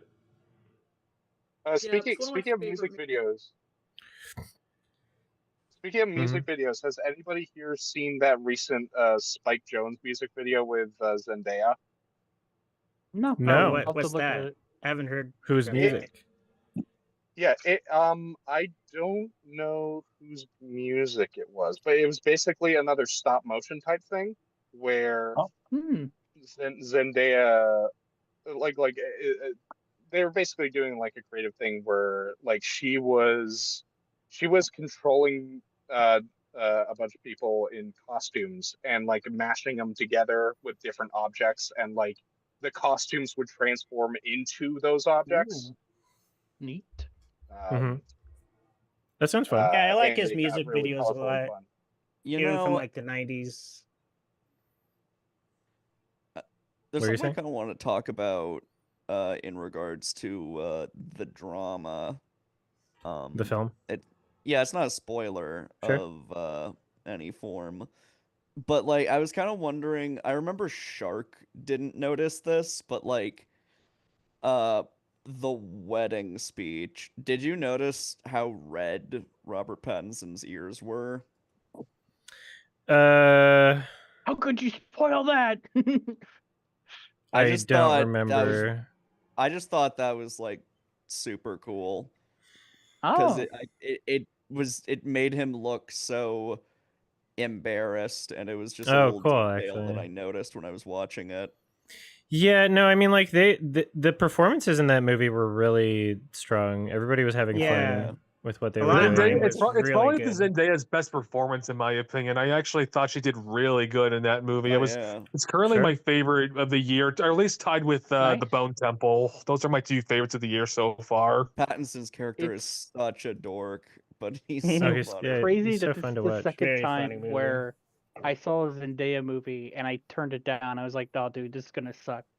And because I did that the first time when Challengers came out, and then I watched Challengers, and that was my favorite movie of that year. Oh man, that's So regret when I city right heard there. that the drama was directed by the same person who did Dream Scenario, now I'm hyped for it, and I'm excited to watch it soon. Once it gets Zendaya out this can fall. work if you His give his her Yeah. like first a movie good is really good director. too. That's all the right. thing. Whenever I see Zendaya, I Wish think he of wasn't a weirdo, but I think of Euphoria, and then I'm like immediately turned off and don't want to watch anything she I have does. I've seen the first season of Euphoria, but I never got to season 2, and I've heard people say season 3 so far is just really cringe. I watched Euphoria. Oh, is it and out yet? Yeah, The first it's episode out. is. The first The Oh, first two shit. episodes are. Euphoria season 3. I didn't even know it was out. Damn. Yeah. Of course, I was I- expecting I it to see be ads cringe for it though. on like Roku all the time. Mm-hmm. Yeah, I'm slightly curious about Euphoria because, like, I am on the slightly positive side of The Idol, which I thought it was like kind of interesting. That I've heard Carte Euphoria Blanche. is more. Mm. Okay, that aside. Okay, that's like an attempt at comedy that I don't think is that funny. But yeah, I think The Idol is slightly interesting in like a very in a very grotesque and voyeuristic way, and Mhm. I think they are conscious of that.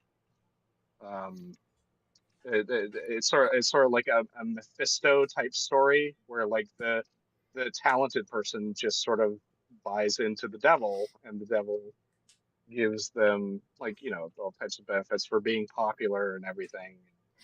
I think it's a decent execution of that type of story. Oh no, what are you doing? Excuse me. Yeah, Euphoria seems more consistent, at least. Mm-hmm. At least the first couple seasons. I haven't seen them. The first, I mean, season 2 was already, it was falling apart, in my opinion. Like, season 2 had some weird shit going on where it was just like, okay. Yeah. Season 1 was good, though.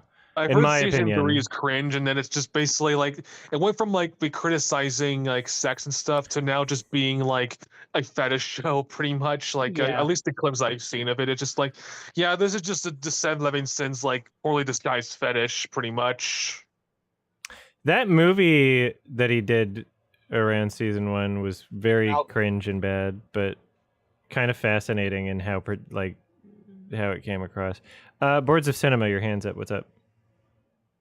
Hello. So first off, I might have to leave for a class very soon, so Sure. I'll probably like leave this call. And I don't know if I'll be able to attend the watch along either. So I just want to get in like one final question. Yes. How do you all feel about like, the upcoming Resident Evil remake that's going to be directed by Zach Kreger? Because I feel like the fact that it's going to be in his hands like actually makes me really excited for it because I just That's Weapons really guy, don't. right? Yeah, The That's Weapons and Barbarian. Yeah, I have a feeling it'll probably be much better than like the ones that are done by like Paul W.S. Anderson, who's it's a low seemed like a bar. total hack to he's me. a hack. It's a low the only Paul bar. W.S. Anderson I've seen is like Event Horizon, which a lot of people are treating like a cult classic, but I remember not liking it. I'm of the inverse opinion that it's not great. It's apparently one of his better movies, I guess. So I'm of the inverse opinion that I don't like Weapons, so I'm not looking forward to his Resident Evil. Have you seen Barbarian? I have not seen Barbarian, admittedly, but Weapons just came across as like kind of try hard, in my opinion. Like, I've grown to hate the chapter structure in modern movies. Like, I hate that shit. It's like I will say I was really very annoyed by the whole way. chapter structure of like "Good luck, have fun, don't die," which is the new Gore Verbinski movie. Yeah, like kind of honestly, gave it a very like stop rhythm. Like I wasn't bothered by it as much in Weapons personally, but I can see where you're coming from. It worked well in Weapons, in my opinion. So I'll say that much. Yeah, it works better in Weapons and in Good Luck, Have Fun, Don't Die. Honestly, I have the opposite opinion. Because, like, at least Good Luck, Have Fun, Don't Die justifies it in the sense that they're radically different. You're changing to radically different locations and times. Whereas in Weapons, it's just like, it seems like a really shoehorned and arbitrary way to structure the movie because some of the chapters are made irrelevant by information you find out later. Like, the whole like the whole bum section with that drug addict is made completely irrelevant by the cops section that you see. Like, it's what do you mean by irrelevant? What do you mean? In that it shows the same information twice? It shows the same information twice. Like, I didn't need that section of the movie to understand what was going on. But I mean, it depends on whether or not the goal of any given scene is to give like a plot synopsis understanding of what's going on, or to like add to a character, or to present like a tone or like a filming style. Because I remember enjoying the scene with him, and I think with the nature of how the film is presented and its atypical, non-linear structure, I think that does add to the experience of mystery going into it. Like at that point, you're like, oh, what's going on? Because like not all the information has been delivered yet. So we'll see if maybe on a second watch it feels like that's unnecessary, but like on a first watch, it for sure was like, oh yeah. And I liked following that character too. I liked following that character. He was a fun character. Well, I will say, Brendan, if that's what your problem was with Weapons, you'll be happy to hear. People are saying that like his new Resident Evil movie that's coming out, I think in like September, it's apparently only going to follow one character the entire movie. There's not going to be like a chapter structure. It's just going to be a going from point A to point B plot thing, and it's only like. And people say, because it got test screenings recently, and everyone who saw it said it was like really good stuff. So if you didn't like the chapter structure, it's not going to be present in the upcoming Resident Evil movie he's doing. So hopefully that settles some of your concerns. Yeah, someone I wouldn't imagine they would do that with a Resident Evil movie. Games. I'm excited for it. It's not like Barbarian Resident Evil kind of it apparently came out structure. recently, and it was like awful. I forgot what Welcome to Raccoon City was it? That was 2021. That's like 5 years ago. That was Lance weird. Reddick in it. They made Leon a complete moron. It was really weird. They made what's his name? Woke. Yeah, every time someone brings up like the Paul W.S. Anderson Resident Evil movies, I can only think of like that Red Letter Media clip where they're like laughing their asses off at the end of Resident Evil Afterlife. It just becomes like a really bad like Matrix clone for some reason. Yeah, it's a good Honestly, clip. that's the clip that people laugh at, but the funniest moment in all of the Resident Evil movies for me is that part in, I think it was the second movie, Resident Evil Extinction, where all of those CGI birds are like trying to attack them in the desert, and I'm just like, The oh, trailer. Oh yeah, that it's was just like one of the earlier ones, right? that, yeah. And that moment is the funniest thing I have maybe ever seen. I Yeah. think the only It's like I'm sorry. No, you're good. No, You're it's good. alright. I was gonna say, I'm on the Disney Wiki right now, and it says there's apparently gonna be a third fucking Planes movie called I didn't know there was a second. There's gonna be one Yeah, there with was a second planes in movie. space. I didn't know about this. Androplanes. Oh wait, I think I There's just gonna found be the set clip in that space. someone else was referring to from Resident Evil 2. It's like zombie crows attack scene, Resident Evil Extinction. Yeah, yeah. God. It's I'll so put a link funny. to that. Also, It's so funny. Since it's 420, I actually saw a pretty funny 420 related clip of Nirvana, the band, The Show. Oh yeah. Yeah, I don't know. I mean, they did like an episode that was like kind of 420. Yeah, I was just Yeah. wondering, like, if anybody else saw that clip. Yeah, I think I remember Derek that episode. not doing 420 awards anymore? No one ever They never knows, come out and on they're like 420. we find ourselves asking this every year because there's years that are missing. So who knows? I don't wait for the 420 awards. If they happen, it's nice, but I'm not waiting for them because I don't know whether like. Base. I'm not thinking about them. Yeah, I mean it's Derek Savage. Why the hell would you expect him to like? I heard it that he like, because I think the thing is though he did the 420 awards when he was in Nevada, but I think he recently moved to like Florida just because it's cheaper to move there, I guess. And so a lot of people he worked on the 420 awards for previous years he like lost when he moved to Florida. So that's allegedly why it might not be happening. He this should do year. 420 awards through a Zoom call. I also would. I would watch that. Oh my god. I'm pretty damn sure he's like broke. Like I don't think he. Has If he's a lot of moving money. from Las Vegas, he's broke. Yeah. Because like speaking. I'm sorry. I'm sorry. No. You're not. Beth. You're fine. I just I heard Olivia sighing there, and it's like I was wondering. No, I just always do that when I'm interrupted. I'm not mad at you. It doesn't matter. I also saw on Disney there's one cancelled project by Disney that I thought looked kind of interesting, and it was like Dumbo 2. Like I'm very I'm very passionate about the whole concept art phases of like movies and stuff. And also canceled movies. Because like, and there was gonna be a Dumbo 2 that was supposed to be released in 2001, but it got cancelled by fucking John Lasseter. Oh, you know what would be sick? You know what would be sick? If we could get like the original version, like the original intended version of Alice in Wonderland animated. Like, have you seen that concept art for the original version? That I had no idea there was a different version. Wonderland did nothing for me, really. It was just okay, in my opinion. Like, I get why people love it because it's just a weird movie, but it just like it felt too like episodic, in my opinion. The book was written by a pedo. Nice. There's like a few Disney movies around that time that feel episodic than like structurally like a sound. The worst one, in my opinion, was Sword in the Stone. The Sword in the Stone was fucking trash. I like couldn't stand that one at all. So that one like pissed me off for how like lame it was. Pre-Renaissance Disney is funny. It's so they odd, were just like, kind so of far. doing shit. To be fair to Alice in Wonderland, the book is also like that. Like it's basically just tracking Alice as she goes through a lot of.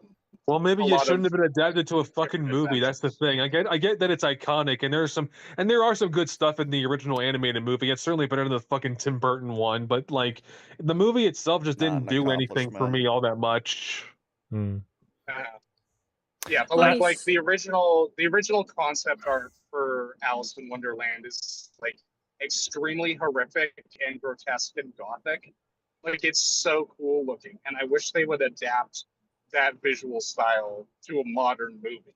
They Like, did it's not really a movie, cool. but have you ever heard of the like EA published Alice games? Madness Yeah, Returns. that Madness Returns. And... Yeah, those I think do a good job of giving Alice in Wonderland like its fucked up original vision and stuff. So, and so that you got those to look at. The guys Oh who my did Live god! RPG, their next game is supposed to be an Alice game, right?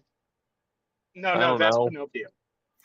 I'm looking at upcoming like festival movies that I can maybe potentially get screeners for or see in person, depending on what things I go to. And there's a movie that's literally like almost 2 hours long, and it's just shots of trains. And I kind of want to see it just because it sounds fucking hilarious. That's Autism dreams. Autism the movie. Wayne Dreams.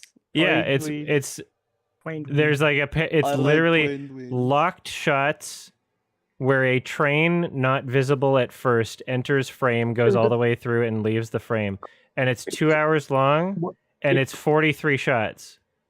That sounds fucking this sounds awesome. this sounds like Jean Dielmont of trains. That's what I'm saying. No, I want to see this actually. No, this sounds like this really reminds me of. But that's actually old. Never mind. That really sounds to me like the Andy Warhol movie Empire, where he just shoots the Empire State Building for like 24 fucking hours straight. You know, no, it's different. I gotta interrupt. I gotta interrupt for two reasons. One, I got that wrong because I clicked on the director's name, and that's another movie they made, and that's from 2007, so that's already out. So if anybody wants to see it, they can see it. Second reason I need to interrupt is because I got to set up the watch along. We're doing Mario, the 93. We're doing we're doing a Mario. I'm very curious how you're gonna feel about it. I feel like you might like it like more than the Illumination. Oh, of course, yeah. one. Like what the hell? I mean, I like. It's gonna be... Yeah, of course I'm gonna like it more than the Illumination movie. That's not a very high bar. So funny. Right. We'll see. Maybe I'll get frustrated by it. I'll definitely like it more than fucking the new one, the Mario Galaxy. That was trash. Whereas this 90s one sounds interesting. I tend to enjoy more movies that fans of the IP hate when it's an IP that I don't give a shit about. Yeah. Right? Like, I think The Last Airbender is hilarious. You think, But watch the damn show! Eventually, yeah. Your favorite Blade movie is the third one. I'll just not. I'll not build any seating in my new space. I'll watch the show first. Oh, there you go. Yeah. I'll stand honestly, and watch it. Those directors made a pretty good movie with their remake of DOA. That was previous to the Super Mario Bros. Movie. Like, you should honestly check that one out. It's got really sweaty Dennis Quaid as like a guy who is determined to die. He's determined to die in 24 hours, and he has to solve this mystery of his death. It's like a really cool noir. I have just watch listed it. Thank you. We're going to go through everyone one at a time for final questions and comments. So I can we can end and I can set up the watch along thing. I'm not watching Avatar and you can't. Sure. You froze. You froze. It's okay. Olivia, do you have any final questions or comments? You're gay. Thank you. Beth, do you have any final questions or comments? You're telling Olivia that I'd rather watch The Last Airbender than the Avatar show right now. Wow. What the fuck are you talking about? All right, Jams. Any final questions or comments? Yes.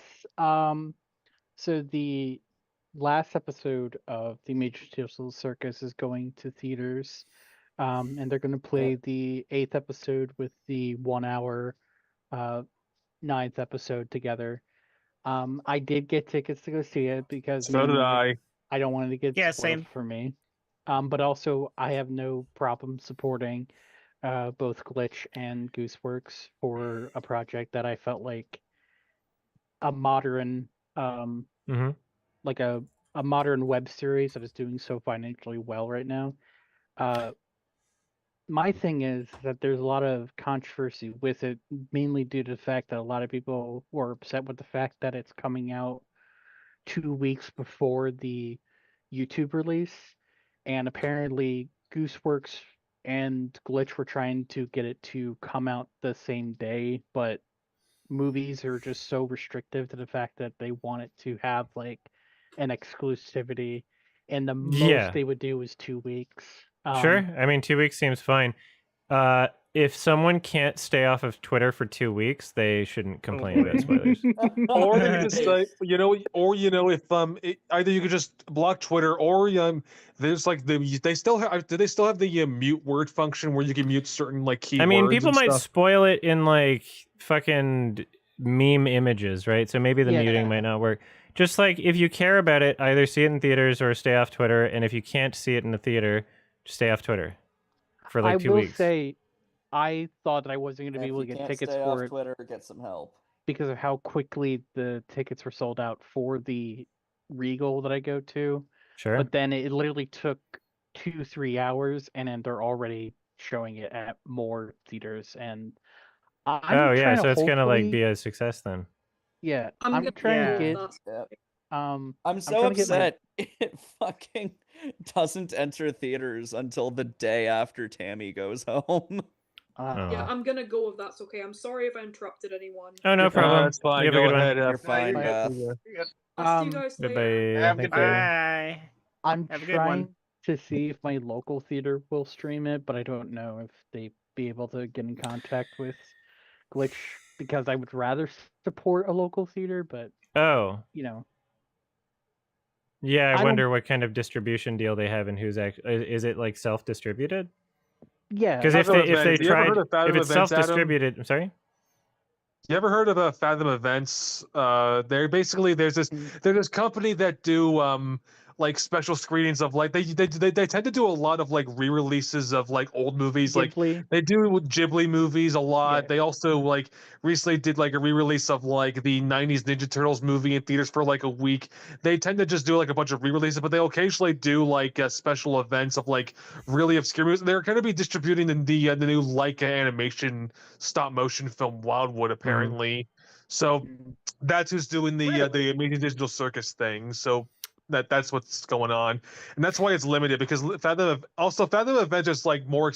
The tickets for Fathom Event movies are more expensive, at least in my state. They're more expensive than like every other movie ticket. What? It was $18 per ticket for me. It was 15 for me. Yeah, so they're like a separate company. So the movie is going to screen the 8th episode as well?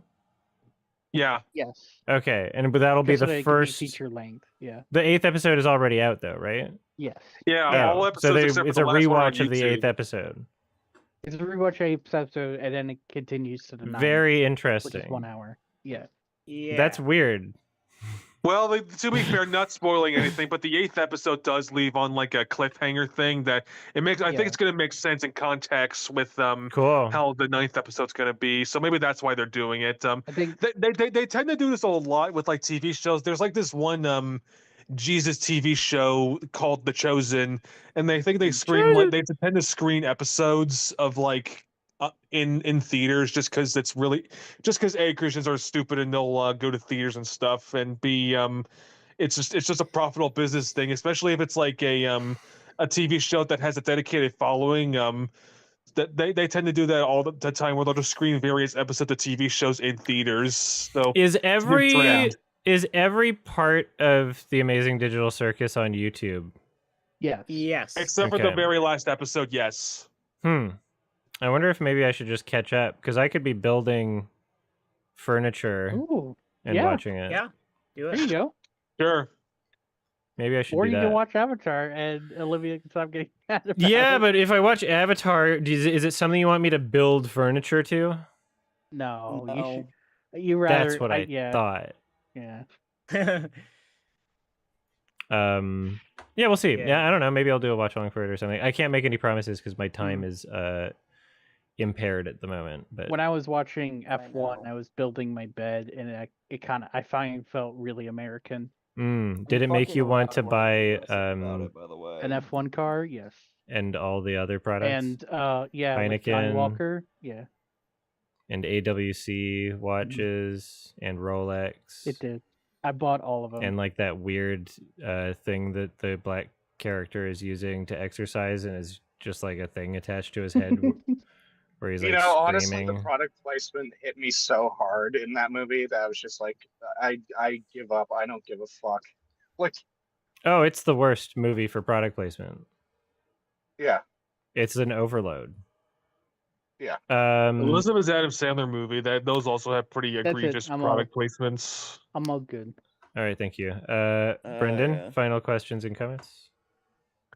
I mean, I guess this is kind of relevant because a new trailer for his movie came out.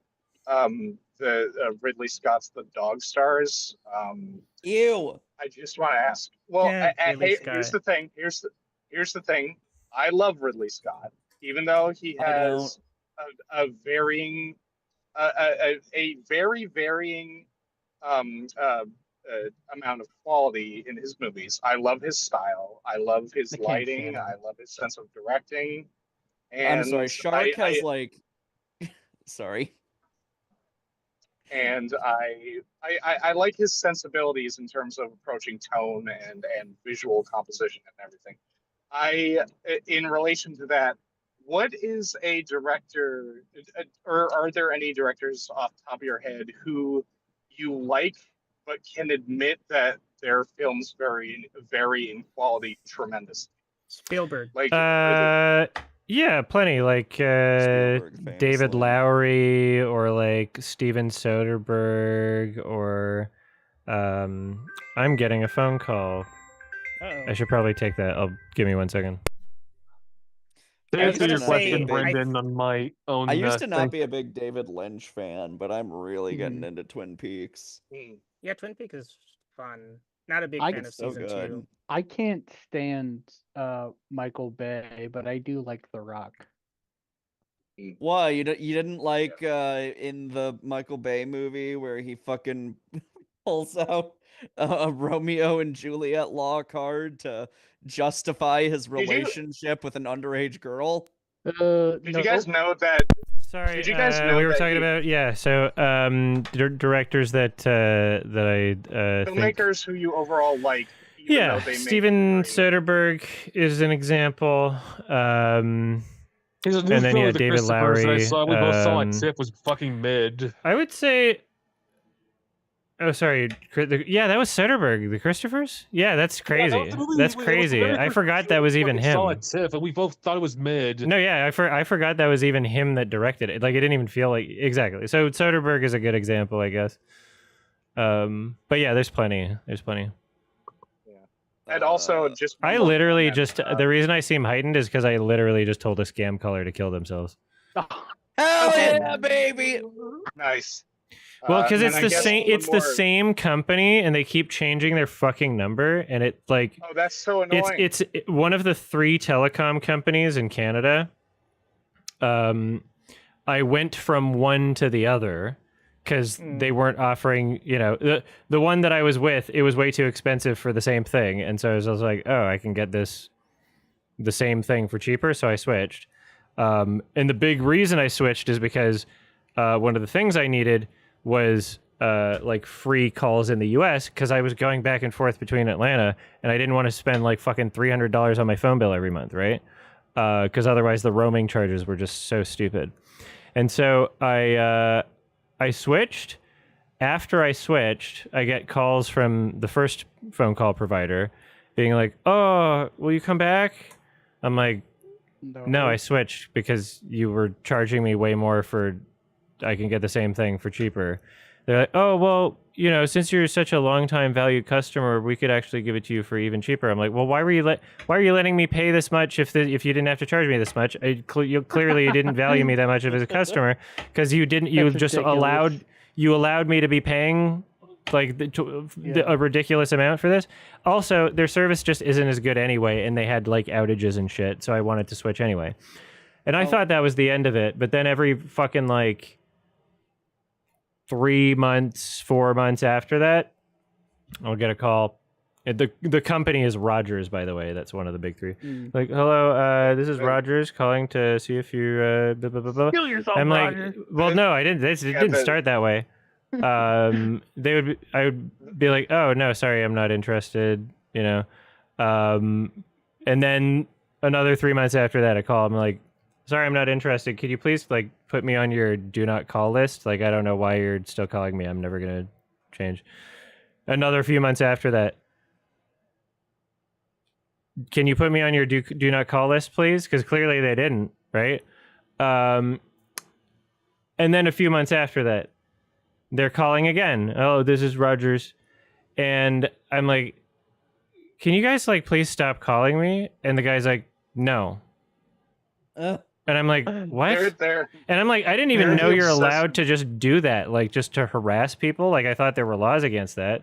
And I was like, okay, this is distressing, whatever, and I like hang up. Next time it happened after that, another few months later, they fucking woke me up. Usually I don't keep my phone volume on when I'm sleeping, but I needed to for like a doctor's appointment or something. They wake me up at like fucking like 6 a.m, ruin my sleep. And I'm like, can you please stop calling me? And the guy was like, no, I like hear your voice. Every single time. Like, no, yeah, that's creepy as fuck. I felt violated, by the way. Like, that's fucking creepy. And so... That's like obsessive X shit. Oh, yeah, and it's not the same guy every time or anything. It's just these people have no standards because Rogers has obviously hired another company in India to be doing this. Yeah. And they can just feign ignorance and pretend like, oh, we didn't know, or like... Whatever, like apparently there's no fucking rules or laws or etiquette or anything. And so now if somebody says they're from Rogers, last time it happened, I said, go fuck yourself, and I hung up. And then I added, go kill yourself at the end of this one. I literally said, kill yourself. Christ. I'm going to, I need to figure out like a good way to make the other person on the end of the line like fucking miserable, right? I like literally, I need to get, I'm gonna eventually derive some sick pleasure from this. Somebody tell me how to fucking like. I'm not even gonna say it. All right. I have a last comment. Sure. I saw Nirvana, the band, the show, the movie. Perfect. A couple months after. It was pretty good, pretty funny.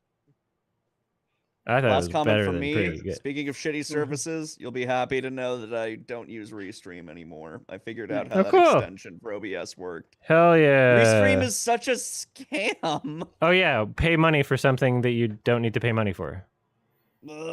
Fuck them. Exactly. All right, glad to hear you enjoyed Nirvana the band. Thank you. Vice, any final questions or comments? Well, I'll have two. We did come up with Ridley Scott earlier. One thing, I'm not like, I don't really have like any strong opinion on Ridley Scott, but I do really like Scott pilled me. I do really like Thelma and Louise. I think you would probably enjoy it as well, Adam. But yeah, just saying. No, it's on my list. It's on my list. I'll get to it. Yeah, it's good. And then the other thing is, I'm not really big, or don't really care about the Souls games, but there was a thing about Bloodborne. Oh yeah, Matt Pat. Thing. Oh wait, Jacksepticeye. Well, I mean, same person. Well, there's a lot of producers on it, but yeah, at all. But all right. Same generation of same audience. Yeah, but it's going to be done by the Sony Animation. You know, there's like. Yeah, what do we know about it? Hype to it, but... There was like an announcement, but like we don't know anything about it, right? Yeah. That's not. You're saying Sony Animation? That's not being done by Sony Pictures Animation. It's being done by a studio that I think just was formed recently called Lyric Animation, and that's they're doing that upcoming Death Stranding 3D anime thing. So that's who's doing the Bloodborne thing. Yeah, I'm less excited then. Yeah, I wonder. I think my sibling told me they were doing. I thought it was Sony, but I guess well, I'm it's wrong. being distributed by Sony, but not Sony Animation. That's the difference. It's okay. Well, that's It's a different yeah, I'm animation not studio. into it then. I It mean, would I'm be gonna kind give of it a just shot. like. But I'm also not expecting anything. I'm more not curious committing to about. anything until I see a fucking trailer. Right. I'm Well, way that's the more thing. excited or curious about Alex Garland's Elden Ring movie. I That's was, coming I out was in about to 2028. say, I was Yeah. about to I wanna say, see which that. movie is going to be weirder? That movie, the Bloodborne movie, or the Garland That's Elden a good Ring question. adaptation? I have to I don't say think we know enough about it probably- to say. Probably Yeah. the Elden Ring, but Probably. Like I don't really care about like the Souls games, but I would like to see them like adapted into movies. Because I would probably never play them. Alex I Garland can't doing really. Elden I Ring tried is Elden interesting. Ring and I just couldn't get into it that much because I just find love myself those games. they I just will didn't get flow back with me into at it. all. It's not that I don't like Hell hard games. yeah. I love Super Meat Boy, for example, but for some reason the Elden my Ring God. games just didn't do much for me.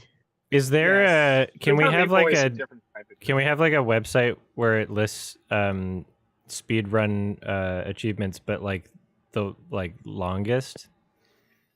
Because I feel like I'm taking the longest to beat Elden Ring. Yeah. Maybe. I feel like I have the #1 spot. I don't think there's a single person that's ever going to beat Elden Ring that's going to take as long to play it. I don't know. I still haven't done like the fucking DLC, and that's been out forever. I just haven't touched it. If it Yeah, you makes haven't even started feel it. any better, Adam, I think you got the achievement for not touching the Stanley Parable in 10 years. It's so funny because the fucking That's funny. DLC is like almost as long as the base game for the fucking Elden Ring thing. Yeah. They just what's funny to extended me your is that, playthrough. Was that everything, Vice? Yeah, that was it that Perfect. I had in it. Thank you Yeah. so much. BC? I guess just a quick question because I thought about this after watching Mario Galaxy. There's a thing that I've always thought about for a while. How about it's a bad movie but had really good music, or at least I thought it had good music. But the question it kind of relates to a question I've always had in my brain, which is, what's a movie that you thought was like not good or like could have been better but had like really really good music in your opinion? There